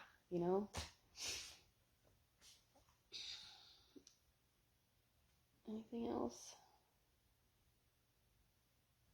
Set your course, have a plan, know where you want to go. It's all part of growing up. It's part of evolving. It's part of maturing. It's part of learning. Those mistakes. And yet we're demonizing mistakes, or shitty things just happen. Or what's that that 22-year-old in South Carolina or something like that who is was it manslaughter charges or something like that for miscarrying? They're trying to punish women for miscarrying. What the fuck? Yeah. Don't fear pain. A lot of this understanding and awakening, reflection stuff, transforming stuff, it's painful. It hurts. It's hard. It's not easy to talk about. It's not. Growing pains. It hurts. But it's not bad. It can be bad. It can be good, but it is what it is, and it's part of the process, and you can allow yourself just to feel it. It's what pain is. It's just a feeling. Pain is experienced in the brain. So our judgments, thoughts, perceptions are all going to inform how we interpret pain. There are pain receptors all over your body, right? And those pain receptors send signals to your brain, and then your brain interprets and then analyzes, and then it, sends information back to the body. But the brain is experiencing the pain. So the pain that you're feeling, it's kind of all in your head. That pain is there to inform you. Yeah, because if my toe fucking hurts and I look down and it's bleeding and it's not there, there's a problem. I gotta reattach my toe or something. That's kind of a big deal. Art is an anesthetic. Creativity is an anesthetic. That's why everything's so internal in here is all art. My whole life is about art, living art, loving art, doing art, experiencing art, viewing art, listening to art, creating, making, all of it. I love it, every single aspect of it. My life is my art form, right? It heals, it alchemizes. Do you like who you see in your petri dish? Become your paradigm. If you don't like who you see, you look inside and you're doing the internal work and you're like, oh, I don't like what I think. Like, change yourself. You're your own experiment. You're your own whatever. Fix this, change this, diversify yourself, right? Mix it up in that petri dish until you find something or cultivate something. You're like, wow, this makes me happy. I like this. I will manage this.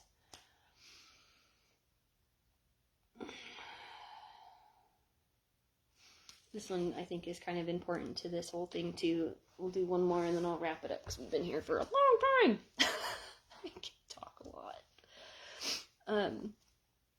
In case of emergency, locate your nearest exile, right? This is cutting out the things that no longer serve you. The whole first part of this video, I think, is a lot about that integrating, right? Cutting things out, or, not allowing things to poison your views of self-worth.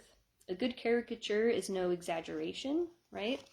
Again, we have these features and these defining things that are very unique. Embrace it. Love it. Truth takes shape in the shadows. Integrating the shadow side and the whatever, the light side, all of it. That's where you're going to find your self-worth. One more. Should we smudge this one out here too when we're done? Yeah, I think I got just enough here. The future is big, bright, and shiny. Okay? Whatever it is in this moment today, however difficult it is, that's fine. We're striving towards something bigger and brighter in the future, something worthy that, worth all life and things. Okay, great. Your balloon can't pop, but your pop can balloon, right? Once you have that self-worth and you know thyself, like, nobody can come in and try and tell me what way, shape, or another. Nope. Can't pop me. You can try, but not gonna work. Okay? Pop can balloon. So that uniqueness, that internal experience, that can expand and it can illuminate so much. You can do so many amazing things with that.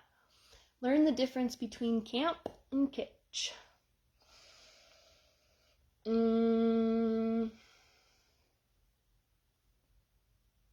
Authentic, fake, or authentic and superficial, right? Learn the difference. All that glitters is not gold. Diamonds in the rough. Things aren't what they seem to be. Such a reoccurring theme. Meaning doesn't come with titles, okay? If fame finds you, keep working in spite of it. Chaos is handmade. Logic should come from the heart. True simplicity takes a lot of concentration. Find utopia in a straight line. Okay, making the best out of your situations. Navigating with what you can. Okay, maybe this is our last one, just because telling my story, telling your story is kind of the theme or the underlying theme beneath or behind or with this self-worth. Breathing is secondary. Don't forget to think. That's a conscious breath, right? The body will do this thing because it's like, oh, I'm in panic. So you have to, like, with your brain and consciousness, tap in and, like, consciously breathe and slow your breathing. Breathe in through your nose, out through your mouth slowly. In 3 seconds, out 5 seconds, right? There's a good way to trick your nervous system into calming the hell down. Breathe in. Breathe out. Do that for 10 minutes. I guarantee you're going to feel a lot better. Right, but that's conscious breathing. Breathing in the good, breathing out, being aware of what knows. Like, there's a lot of different types of breath work, that you can learn through Kundalini. What is it? The breath of fire. It's one. Not coming out of my nose. My ex-boyfriend's mom might be proud of me for that, if anything. Reconsider your concept of small versus big, right? What is this judgment? What is good? What is bad? What is light? What is dark? Reformulate your concepts for things. It's going to be fine. You just have to shift the way of thinking. Okay? The only constant will be contradiction.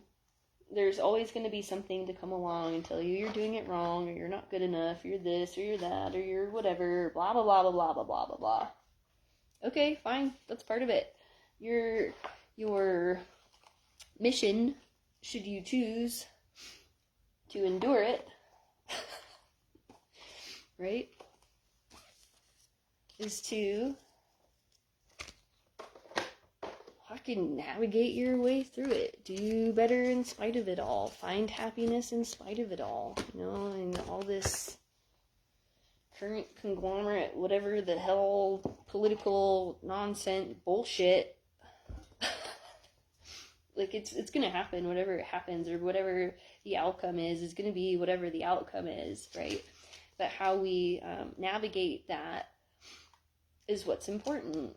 Like, one way or another, there's going to be conflict, and it's going to be something delicate, and it's just going to require a lot of strength and determination and perseverance to be able to get through this. I mean, this is a collective effort where we are collectively working together to create and build an entirely new system, and something completely outside of the norm. I don't know, all the stars are lining, the things are all there, people are evolving, all the things external to us are all there to validate this within us as well. You know, it's stepping into that spiritual, deeper purpose and deeper meaning, and living life and appreciating life, and learning how to integrate and network with Mother Earth. You know, she ultimately is going to determine where we live and where we don't live. Don't drink the poison. Right? Don't go down that fucking rabbit hole of poison baloney where people are trying to tell you you're a miserable, horrible person and you don't deserve anything and you just need to be destroyed and, you know, need to be publicly humiliated and, you know, people just need to talk shit behind your back and a lot, like, oh, fuck all that noise. Like, thanks, but no thanks. You know? I'd rather get into this creative space where we started addressing solutions and developing solutions, because if we just keep, you know, punishing problems left and right, all it's going to do is perpetuate the problems. It's basic behaviorism for you right there. If you punish something, you're going to get more deviant behavior, right? So let's attend to things that we want to see. Let's reinforce the things that make us feel worthy, that, you know, reinforce the worth of our earth. We want to look at one more before we go. This lady is standing in the flames and the fire, and she's been alchemized. She's transformed, right? What are you? 7? I think we started off with a 7 of something. One day I'll get this. This is the Chariot in this deck. Look how cute they are. They're so tiny. Those naked ladies.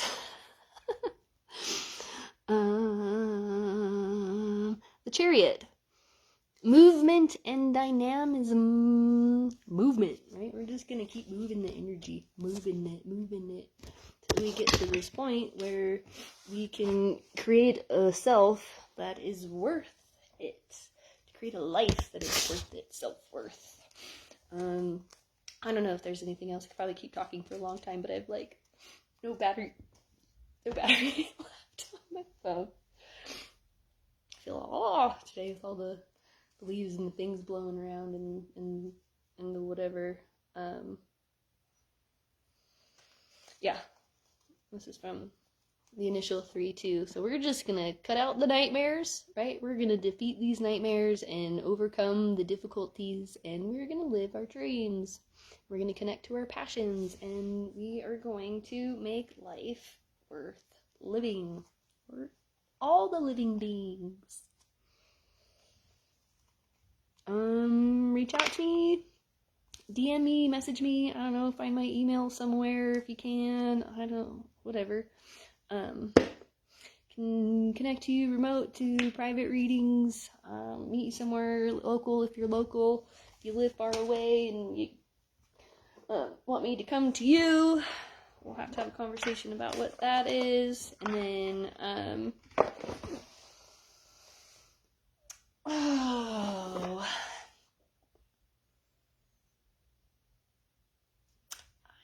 move forward with today with this thought that I am worth more than I could ever imagine for myself.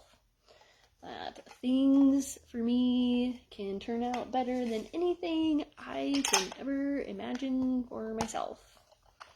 Right? My self-worth is going to be determined by this connection and just by showing up and doing things, right? I'm going to determine my self-worth. Not you, not them, not anybody else. The same goes for you. You get to determine your self-worth, but be open to feedback, you know? Be willing to grow and to learn and to, you know, learn from mistakes, admit mistakes, make mistakes. Be willing to succeed too, right? Be willing to be open to whatever happening,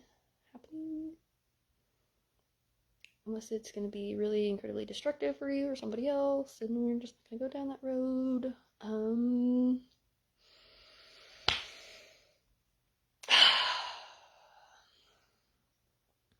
Okay, that's it. I look forward to hearing from you. Please reach out, and okay, thanks, bye.